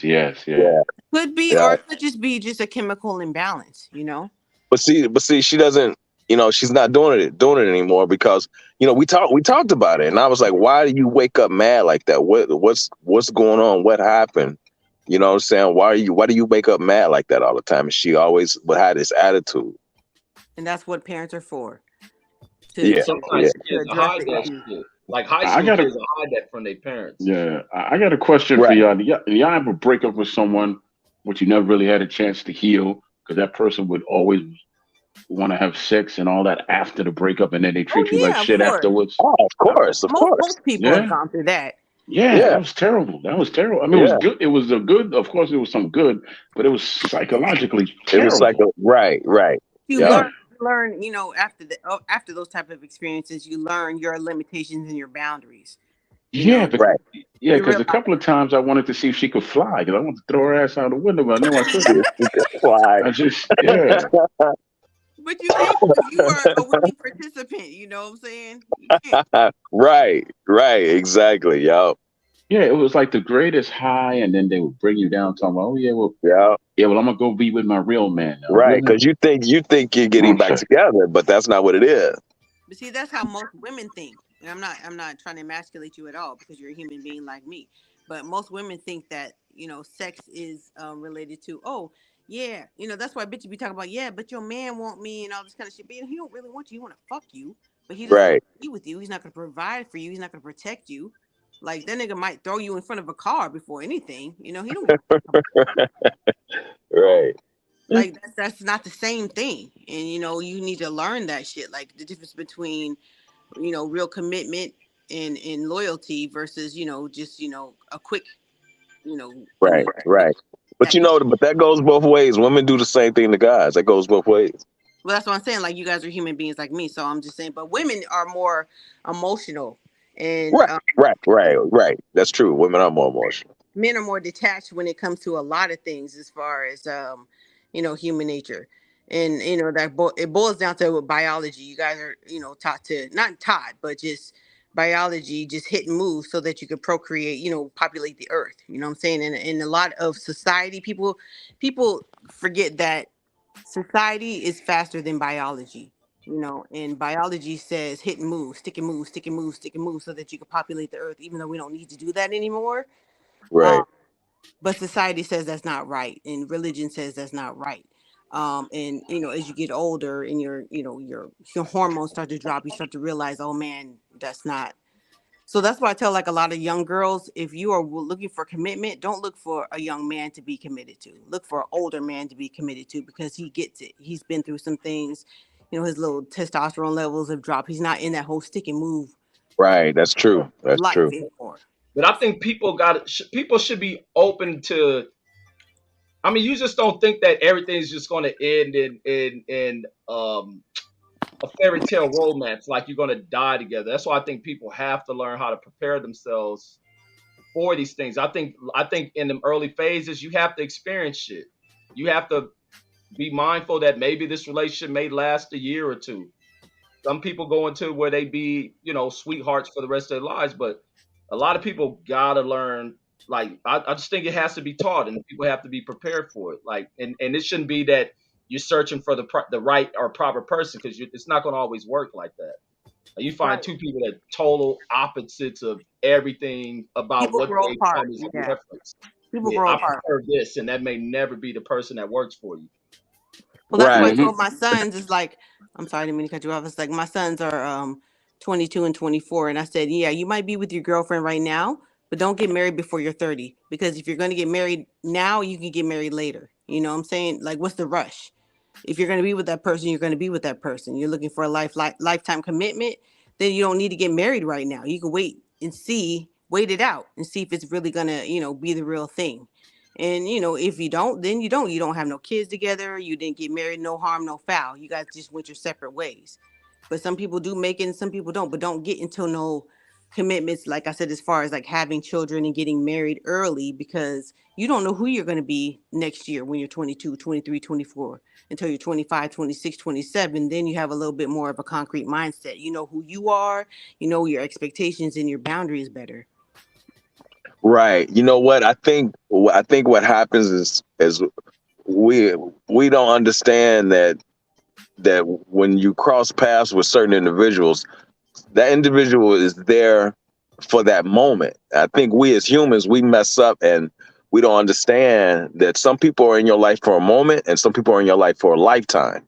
And we get it confused, and we make the mistake of keeping that person in our life that's supposed to only be there for that moment. We make the mistake of keeping them there for a lifetime, and not just understand that moment. You know what I'm saying?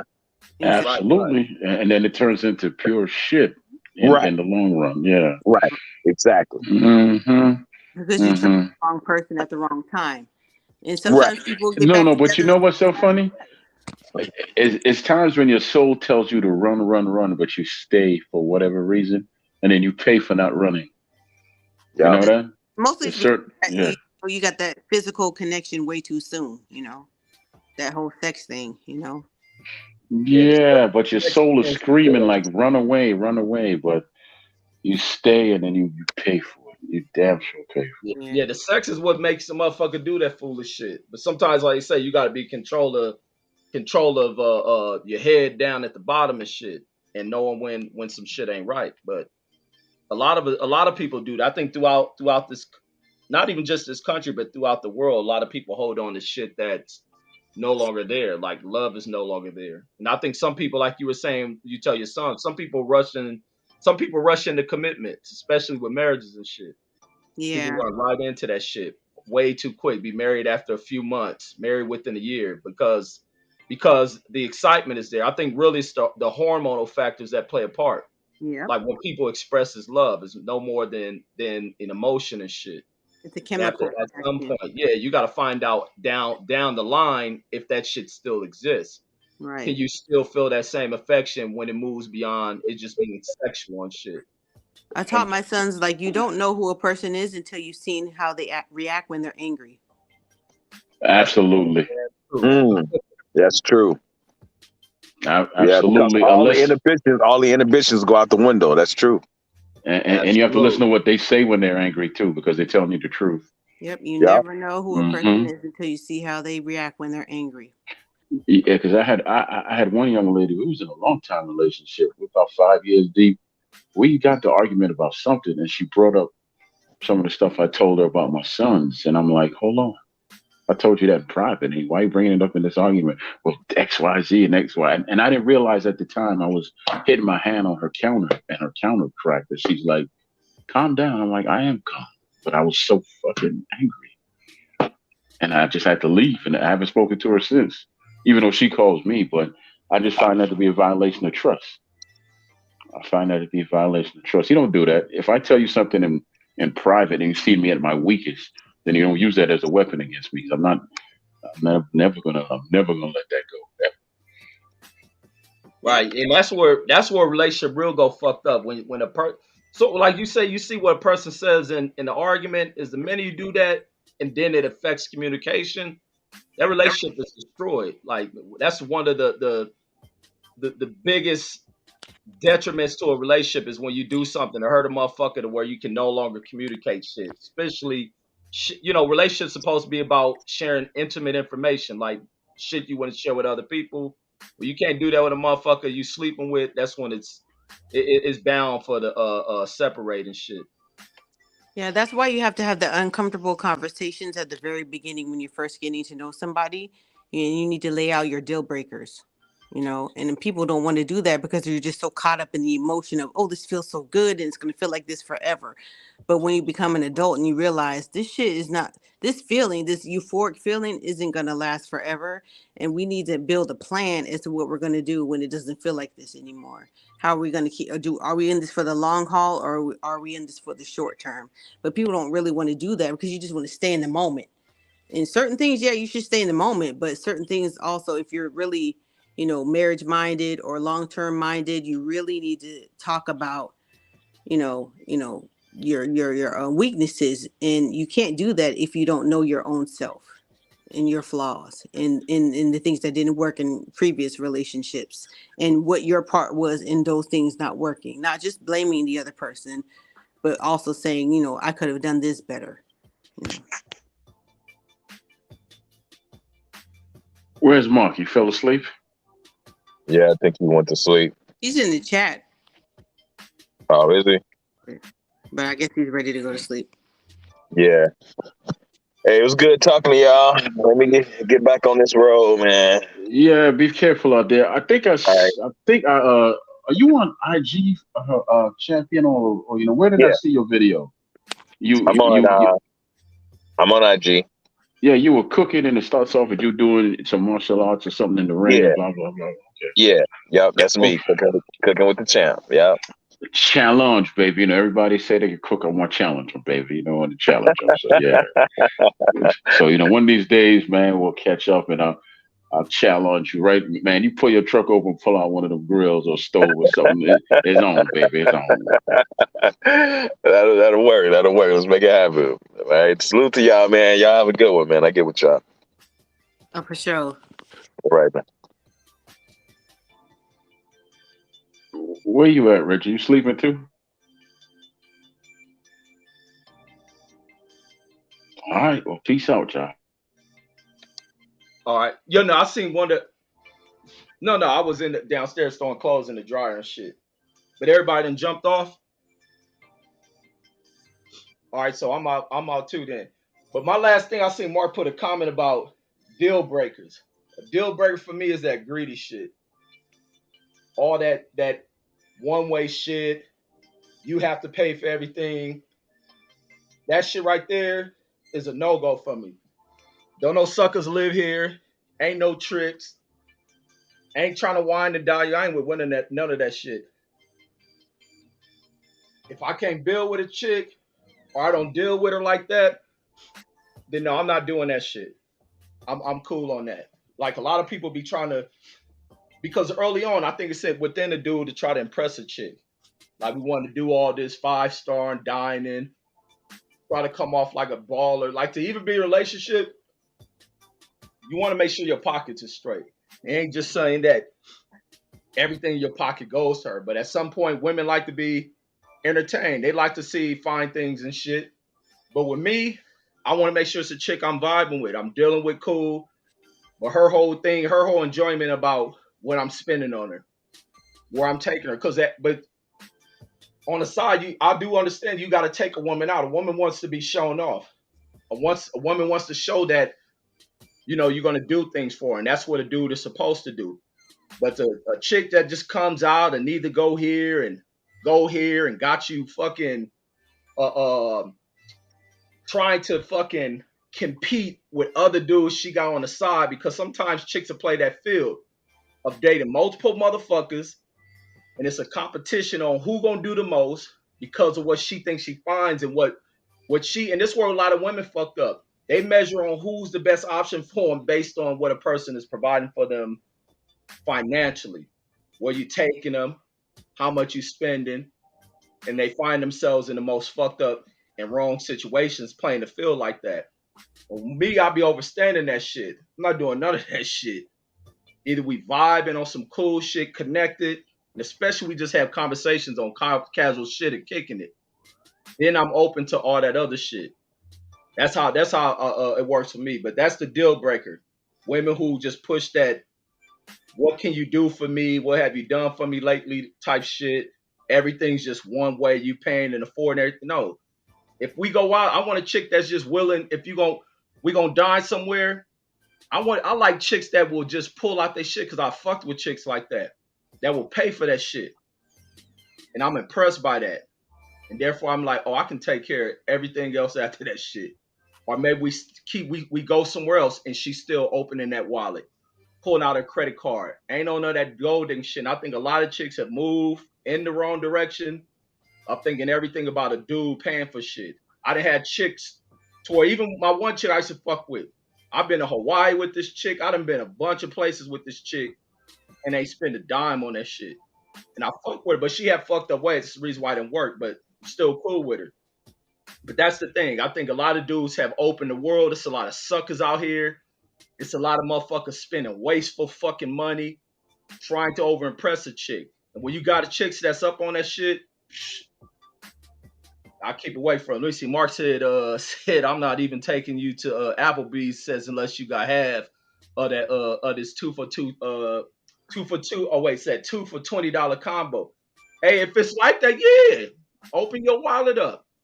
This ain't, man, fuck all that shit, because all it's gonna do is get better from here. I don't want no chick that is all about, because like I say, when you dealing with chicks, a lot of times chicks is playing these fields out here. It's a lot of other motherfuckers you competing. I'm like, I ain't in competition for shit. Either you gonna choose up, we fuck with each other, we gonna move from there. Like, we gonna vibe. I want a chick that I vibe with. That's what it's about. Not about what I'm spending on you. We gotta vibe, because it comes to the point where some chicks who play that feel like that, once a motherfucker busts his nut, his feelings for you change. And that's the same thing. I want to make sure it's a chick that after I done bust my nut, now I no longer want to fucking deal with you. I want to distance myself from you. You may become irritating. I'm like, I done fuck. But when you get a chick that you vibe with, and it's all about a vibe, it ain't just you trying to get in her jaws every time. She may have fire, you want to get into it, but you leave her there.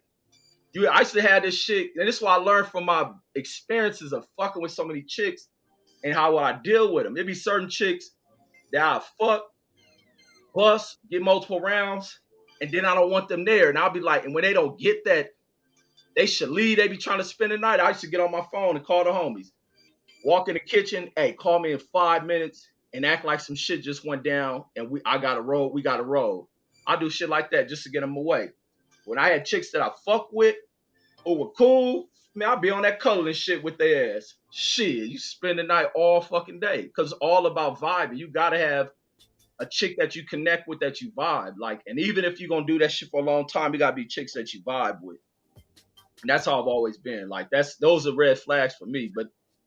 And then I don't think a lot of people do that. And that's why they shits don't work out. Even with me, a lot of my shit don't work out. A lot of my shit don't work out because of, like I say, we get in one stupid ass argument over some dumb shit, I'm done with it. And that'd be me. Like, and it'd be some other shit that's on my fault. And he said, what is the most expensive gift you ever brought a woman? Oh, nigga. You talking about buy expensive gift and not be appreciated? I think my kid's mom was on that shit. I think I did. It was just like Valentine brought this chick a fucking big screen TV for her apartment, like she didn't have a vacuum, and fucking rings or some shit, like some jewelry and shit. And the chick didn't appreciate none of that shit. I was like, never fucking again. So when Valentine's and shit start coming around after that, I wouldn't buy her shit. Cause like I say, I ain't spent too much money on too many other chicks, not at all. But I stopped buying her shit just off of that one. Didn't appreciate that type of shit. Like I say, I refuse to be a sucker or fool. I stopped buying her shit. When them type of things come around, I wouldn't buy her shit. Or if it was her birthday, I'll give her some money. Like I ain't doing that shit. Like I say, I'm different than a lot of motherfuckers, man. I keep shit funky than a motherfucker. Like you don't either be appreciative or you ain't. Because I know a lot of the chicks that we come across, they have been ruined by other shits. Like either their mothers have ruined them with certain gold diggish type ways or diva-esque type ways and shit, and they have been ruined by it.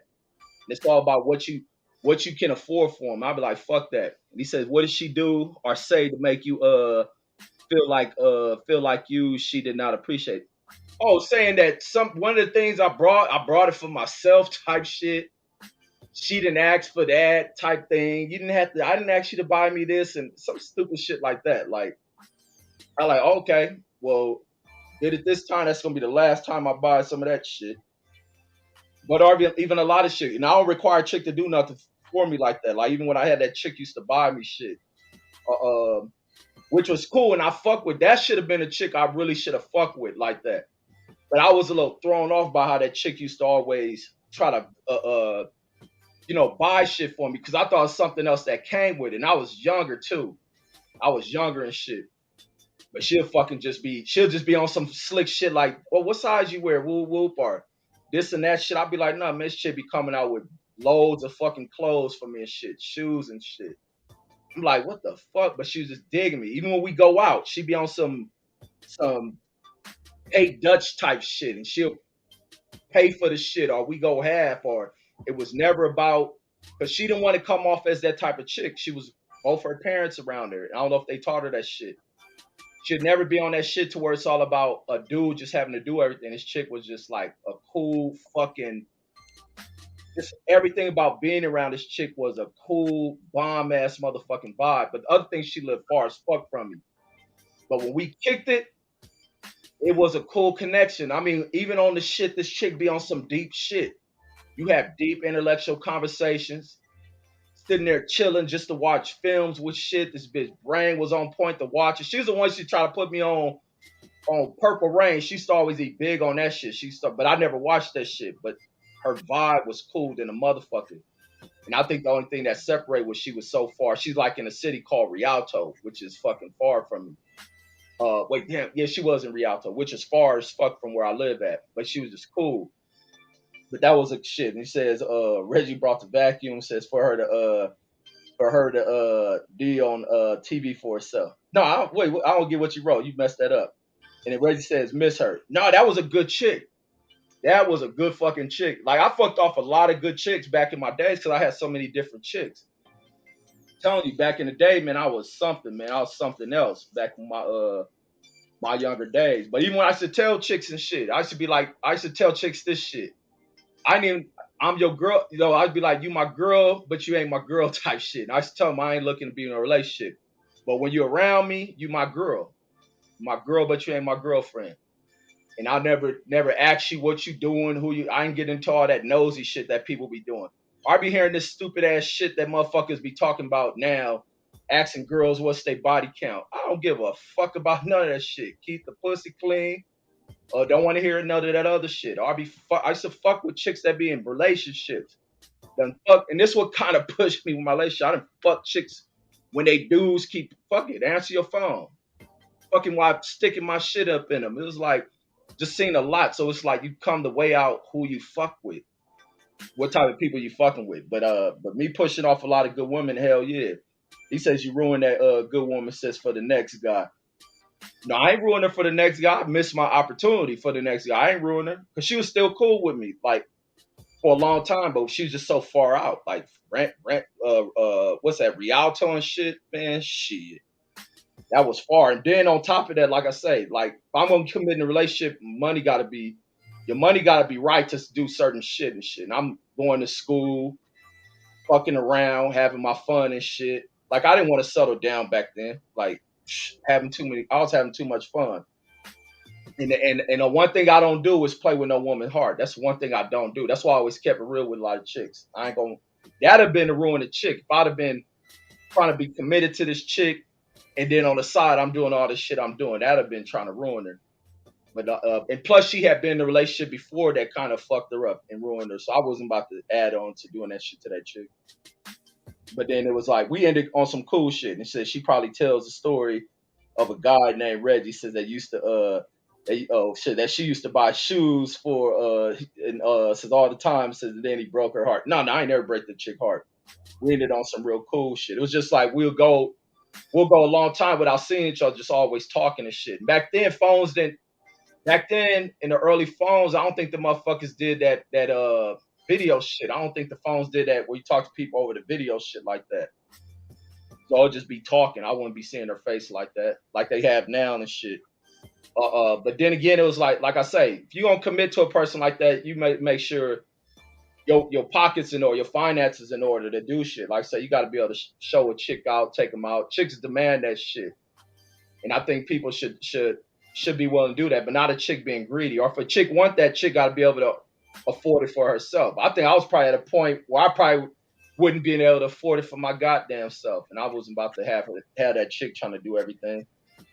But she would have been, like I say, like I said, I'm cool with her. She a perfect wife. That chick a perfect wife for the next motherfucker she with. Like I say, I still talk to her. I know she is. I don't interfere with her shit. And he says, no. Oh, Philip says, have you looked her up? No, I'm still cool with her. I'm still cool with her. She married and all that shit. I don't cross the line with her. Like I say, I keep shit player. That's why I be like, man, people got to be on player shit about shit with life. Like I keep shit player than a motherfucker about stuff. Fool says yes, you did. Says she just didn't let you know. Her friends and family says nudo. Wait, what you mean? Food Revolution, and it says Rialto is her hood. Well, I don't see the other follow up to that. Saying that I ruined her. No, I ain't ruined that girl. No, I ain't ruined her at all. Like I said, we cool. Me and her still cool.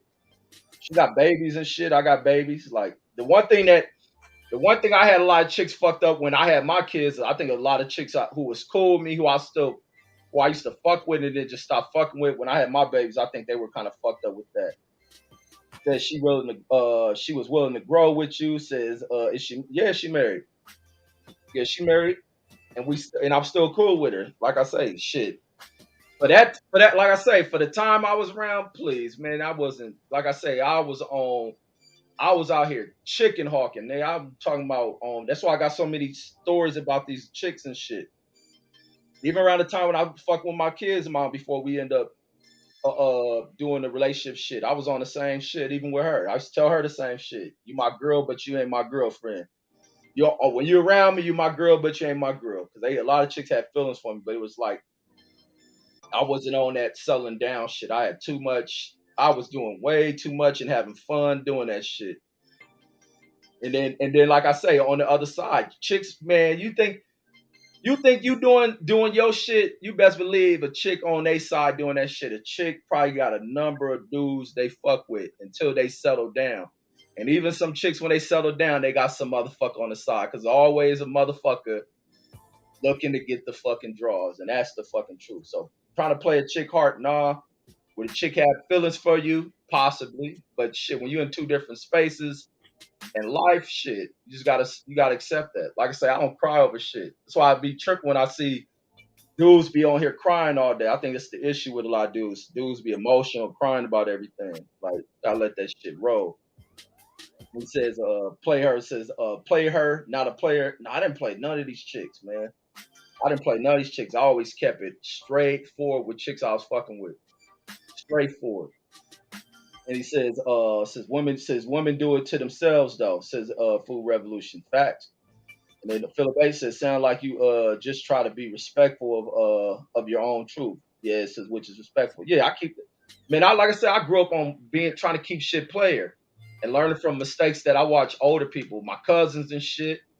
Well, I used to watch when I was a kid, man. I said my cousin Charla was the most player motherfucker I've ever known, man. They used to have so many pretty ass girls. And I sit back and watch this motherfucking man. I'm talking about I'm a little kid, probably elementary. He down there about to graduate high school. Or even when he was in high school, he just had some of the finest fucking girls, man. The finest of fucking girls, man. They used to be on my cousin. And fucking, I'll be, he have his girls. I'll be we little kids trying to get kisses from him, thinking that's something. So that was my introduction on when I get older, how to deal with women. And then I was around a lot of dudes who were like real player dudes as far as the way they carry themselves, to get women. And I took those things from them. I extrapolated the real good sides from them and shit. A lot of them changed as they got older, but when they was in their heyday, I extrapolated the cold player side of them and try to implement that into my own way of being and shit. And never get possessive of no girl. I wasn't on that shit. And they said so he admits that it was so Mark says so he admits that it wasn't just about the distance, says he simply didn't want to commit at the time. No, it was that distance shit with old girl played a part too. And Rialto far from LA. Full Revolution to tell you that shit. How far is that drive, Full Revolution? You say you was from Rialto. That's a far fucking drive. That's a far drive. And shit, I had a bucket back then. Nigga, I wasn't pushing that bucket way out there. Fuck no.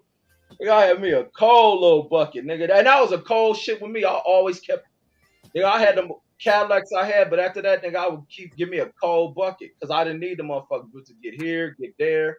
And the chicks I fuck with used to have cars. The chicks I used to drive with, man, it'd be nothing for a chick to it'd be nothing for me to call a chick and let's go here. A chick could do something for me. I'm telling these bitches love me for what reason? I don't know. Maybe it was a conversation or what.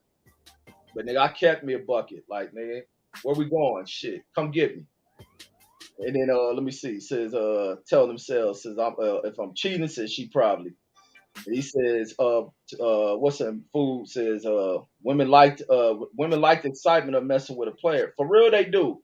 But don't be prepared for the inevitable ending. Man, chicks, I used to get pussy off of chicks hearing me talk about other bitches. I'll be over there talking with the homies or some shit. And bitches hear that shit. Hearing about, like, we just be on there talking, but it'd be like chicks ear hustling or hearing that shit. Or, man, chicks be on, man. That's a lot of ways you used to get pussy and shit. Motherfucker was turned the fuck up back then. And I wasn't on bullshit, so I didn't bring chicks a lot of hood shit. Some chicks used to want to fuck with a motherfucker because of where I'm from. Being from LA, a lot of chicks are going to give you pussy off of that. Especially them girls like live in Rialto and live in the valley and shit. They be wanting to fuck with cats from LA and shit. Like LA. That shit'll get you pussy. For what? I don't know. And he says says that's called swagger jacking. I don't know what you mean by that. Oh, with my cousins? No, that ain't called swagger jacking. That's called being groomed by older players. There ain't no swagger jacking. That's the problem with a lot of dudes nowadays. They ain't got no people to. A lot of these young dudes who are suckers ain't been around suckers. They ain't got proper males to groom them and shit. And they fucked up. I was blessed to be around proper dudes to be groomed properly. And took the right parts of them. Because some of them even turned into suckers too. But I was groomed under the right people.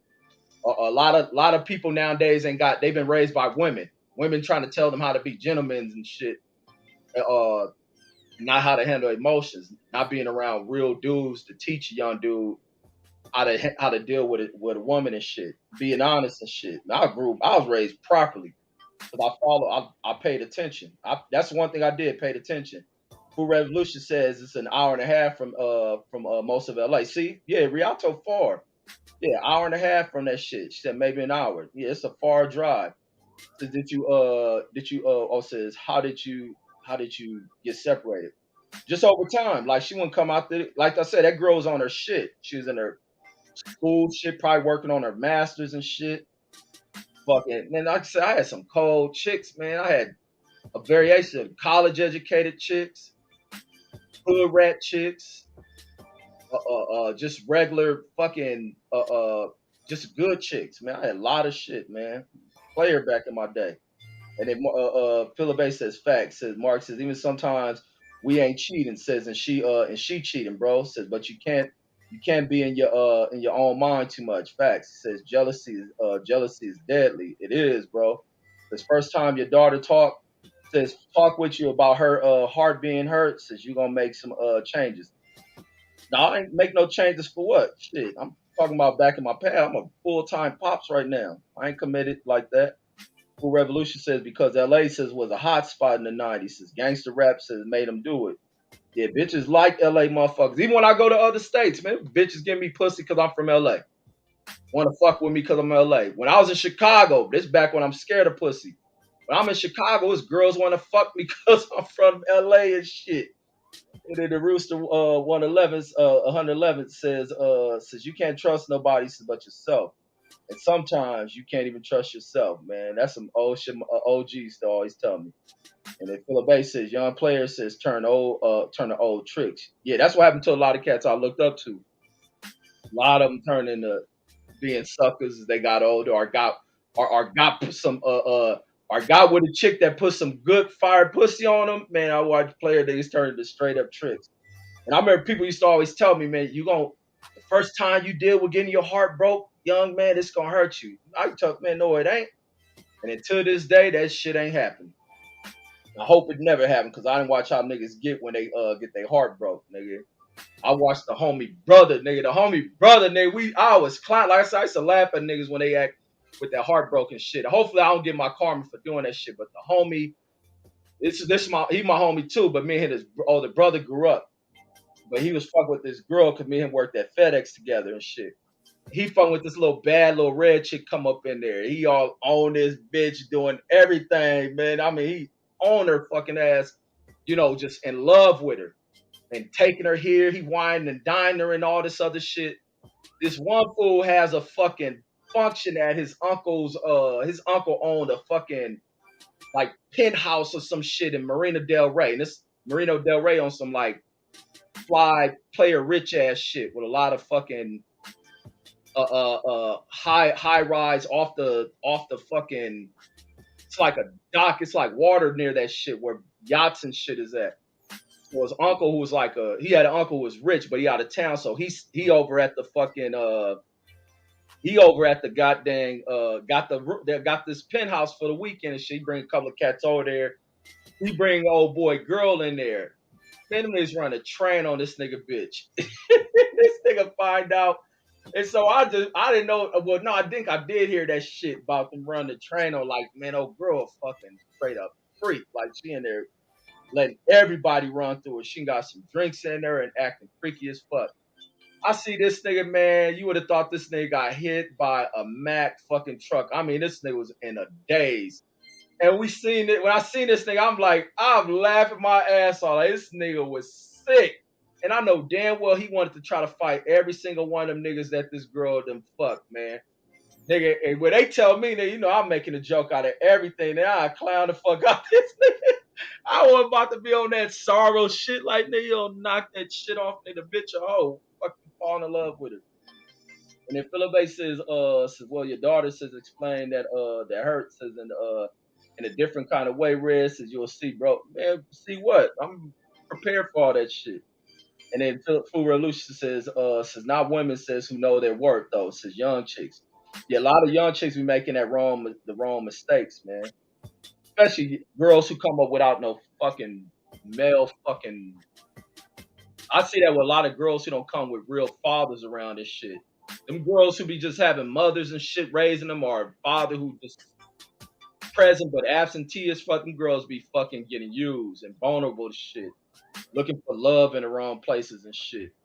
They got a hug. I hug my daughter. I talk to my daughter. Shit. If that shit don't work, she make the mistake. She gotta learn from it. And he says ain't nothing like heartbreak. Says man, says woo shit.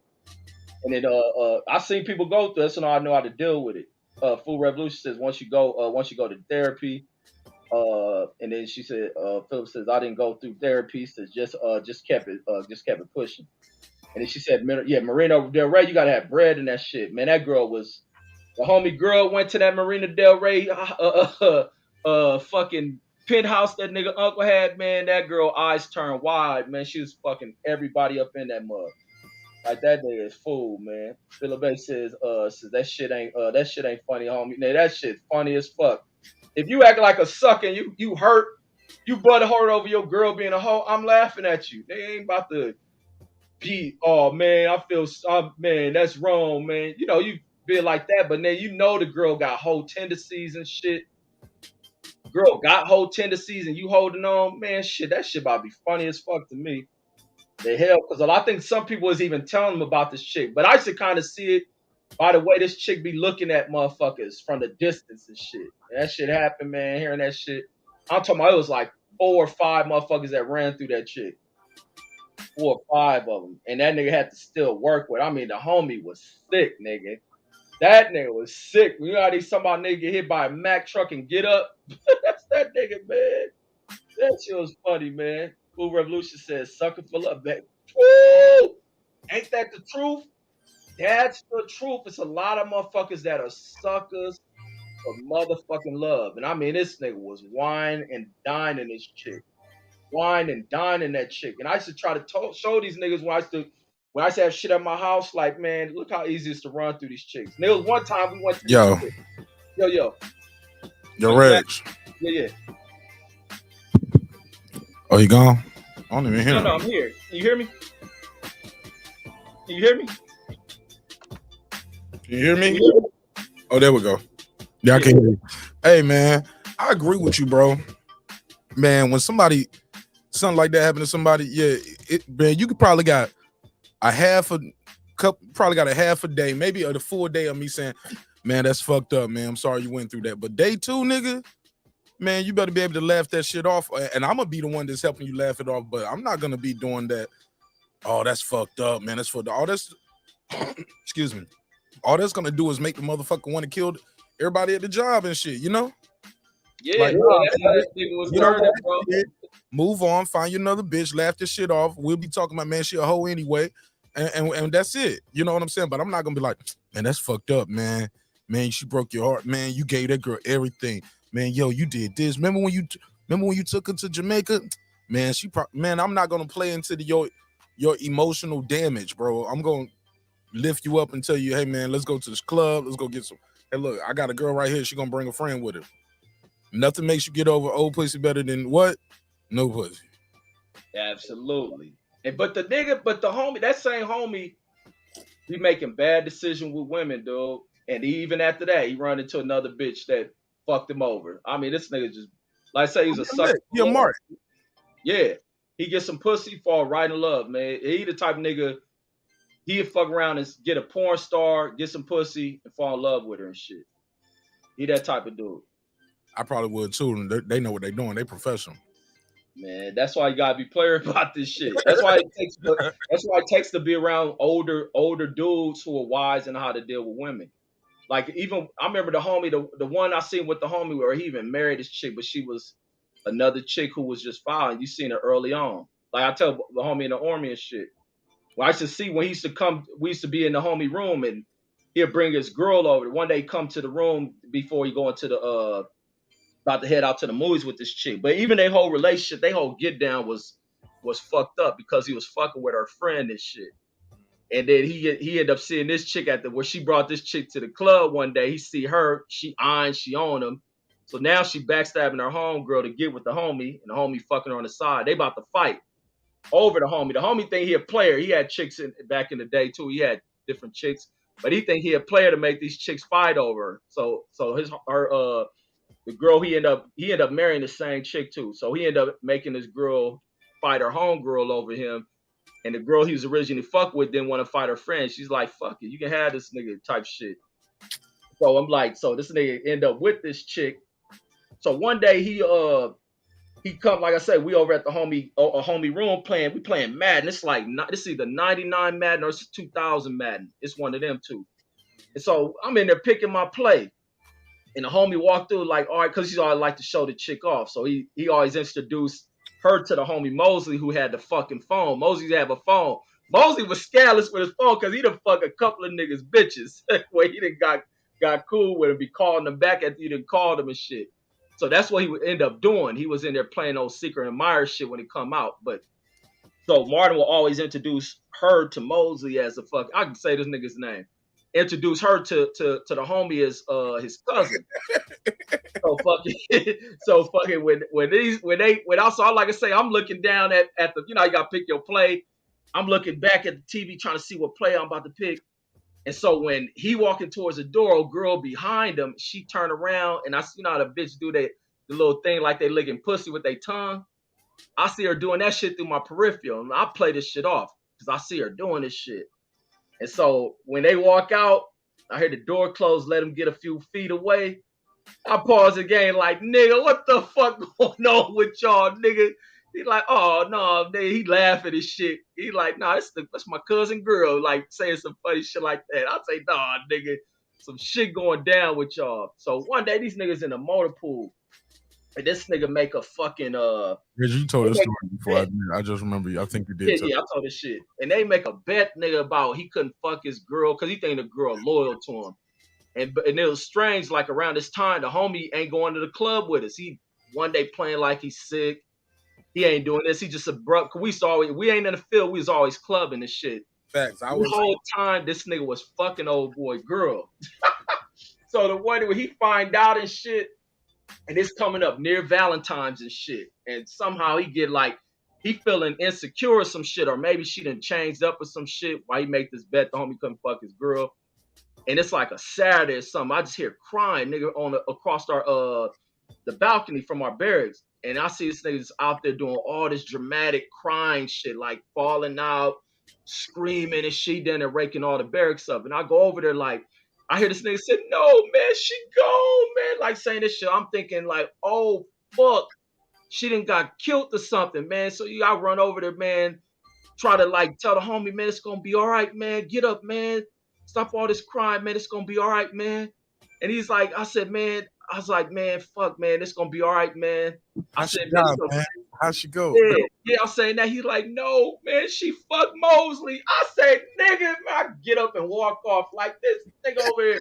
I go back to the room like this nigga crying over that bitch like Mosley done fucking. Then I'm thinking like, this nigga about to go kill Mosley because I don't think Mosley know how to fight. So I go over there like run this nigga room and shit.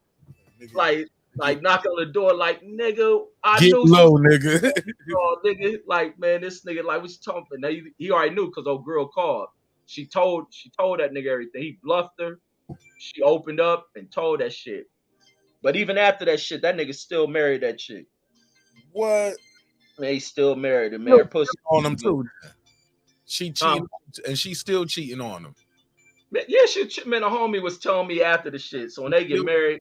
Now, the homie, like I said, the same homie I talked about had a kid by another girl, one of the homies cracking used to use his phone to call. He ended up doing that same. He was fucking his chick. That's his first kid, girl. Mosey was scandalous, nigga. Mosey on the show one day. He probably fucked one of your hoes too, nigga. I don't give a fuck, nigga. I'll keep shit playing, nigga. One day. Get that nigga on the show one day. Tell the story. Man, he probably won't even talk because that nigga married and shit. I'll try to get him on there, nigga. I'll get him on. Yeah, he put a fake name on the screen. He ain't got a cam up. I want to hear the story, nigga. Man, that nigga crazy. But that nigga like, nigga, your wife don't watch my YouTube show. You can say whatever you want to. You free. Man, that nigga was telling me, nigga, when he used to go back to fucking Fort Hood, nigga, he was still fucking his chick. And even this chick now, man, she even like cause she ain't with the homie no more. The homie gone. The homie done got killed and shit. But even in her own marriage, man, she be like, cause she come out here, she be like, oh, I can't help it. She cheating. She be cheating on her husband and shit. But getting caught, the nigga stay with her. Like she just wild shit free. And she know that shit. Man, that's the shit. Like she a chick who pretty, she fine, but nigga, she ain't like they say, she ain't the kind you bring home to mama. She got a habit. She'll fucking see a motherfucker. She one of them people that don't turn into commitment. She ain't gonna be loyal. Like she have her attractions with people. You may be there for the your bigger benefit to her and shit, but she gonna fuck around and shit. Mm-hmm. Hey, look, her job is to rob the bank. Your job is to catch her. Exactly. That's what niggas doing. There was one time she was calling me, man. She thought this nigga was gonna kill her because she was doing fucked up shit. Like it was a lot of army. I say, man, some army chicks, some army wives be fucked up, but she was like spending a bunch of the nigga money when he over in Iraq and all this shit. Yep, stacking money up. She was chilling and shit. And the whole time her dude was overseas. Yeah, and she up there tricking on some other nigga. Got a place out here, man. Can you talk to him? Can you talk to your boy? Because the nigga probably would have killed her. Because that was around the time a lot of them army cats were returning from the wars and killing their chicks. Yeah, like they gonna kill your ass. You doing this? You know, a lot of these chicks don't be appreciating what niggas be doing and shit. Like nigga way overseas dodging bullets and shit. You over here living the easy life. You ain't gotta pay for shit. Everything free for your ass, and you just blowing. This nigga thought he's coming home to, money stacked up. Like, just doing that shit. And I was like, I told her, like, shit, he ought to kill your fucking ass, but I'll talk to the nigga. Nah, he ain't got to kill her. He ain't ought to kill her, but damn, man, they should have protections for soldiers for shit like that. You know, on the real, but they don't. Man, I had another homie, man. This bitch took all the homie shit. And we used to trip like, nigga, we like, man, because a homie like didn't really crack bitches like that. He'd be always a nigga go to the club, and nigga, we be in there fighting because he done start some shit. But one day he like introduced us to this chick he done met. Man, this chick is out of Oakland. Which, I see her Cali, but a lot of Oakland chicks is scandalous as fuck. And so this nigga introduced her. She like just hospitable as fuck. She in there, you go over there, and then she cooking these meals and shit. And so I'm like, damn, the homie got a good chick. She seemed like there for him, like nurturing towards. And this how this chick played this shit off so cold. I mean, she act really, really fucking locked in on a homie. But the homie was also getting ready to career. He was a mechanic for tanks and shit. He was heading off to go, how you class over, you got another type of MOS you doing. So he going through like that reclass. Yeah, he reclassed and he's going to like an AIT school for a few months. So he bounced. When he get back, man, this chick gone, nigga. The apartment they had, man, motherfucker empty. He don't know shit about this chick. Then she took him down to a courthouse with some fake ass name or whatever it was, and was gone, nigga. Out of Dodge, nigga. Bank account was empty and all that shit. I was like, man, I done seen the coldest of cold shit, but especially that military, you see some foul ass shit in that shit. Hell yeah. But all right, man, let me get some rest. I gotta pick my wife up from the airport in a few hours. Yes, sir. Yes, sir. Man, I really enjoy this shit, man. Hey, look, all these other conversations were more exciting than some of them fights today. I ain't even gonna hold you. This shit was entertaining.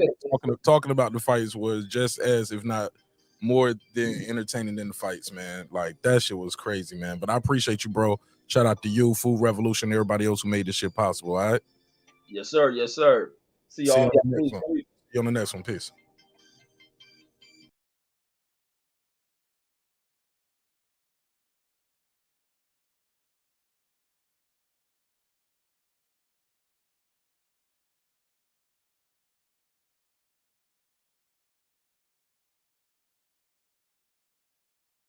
The hell am I doing? Shit, I can't just leave like that. I gotta run the outro. My bad. It's your man Martin Nash. Another great episode of Breaking Beats, where we break down business, entertainment, art, technology, sports, and anything else you will not feel like talking about. It's a hip-hop political sports show with a comedy twist. Hey, look, I love you. Hope you love yourself. If not, guess what? God loves you. So does Martin Nash in the neighborhood here at Breaking Beats. Sometimes we're going to agree. Sometimes we're going to disagree. But one thing's for certain, two things for sure.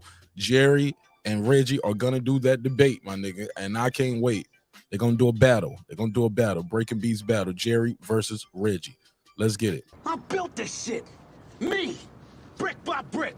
And I'll be damned if I let you tear it down just because you don't like the way another nigga talk. All right. Jerry versus Reggie. Is, what was it? Roy Jones? They debating Roy Jones. All right. We'll talk about it.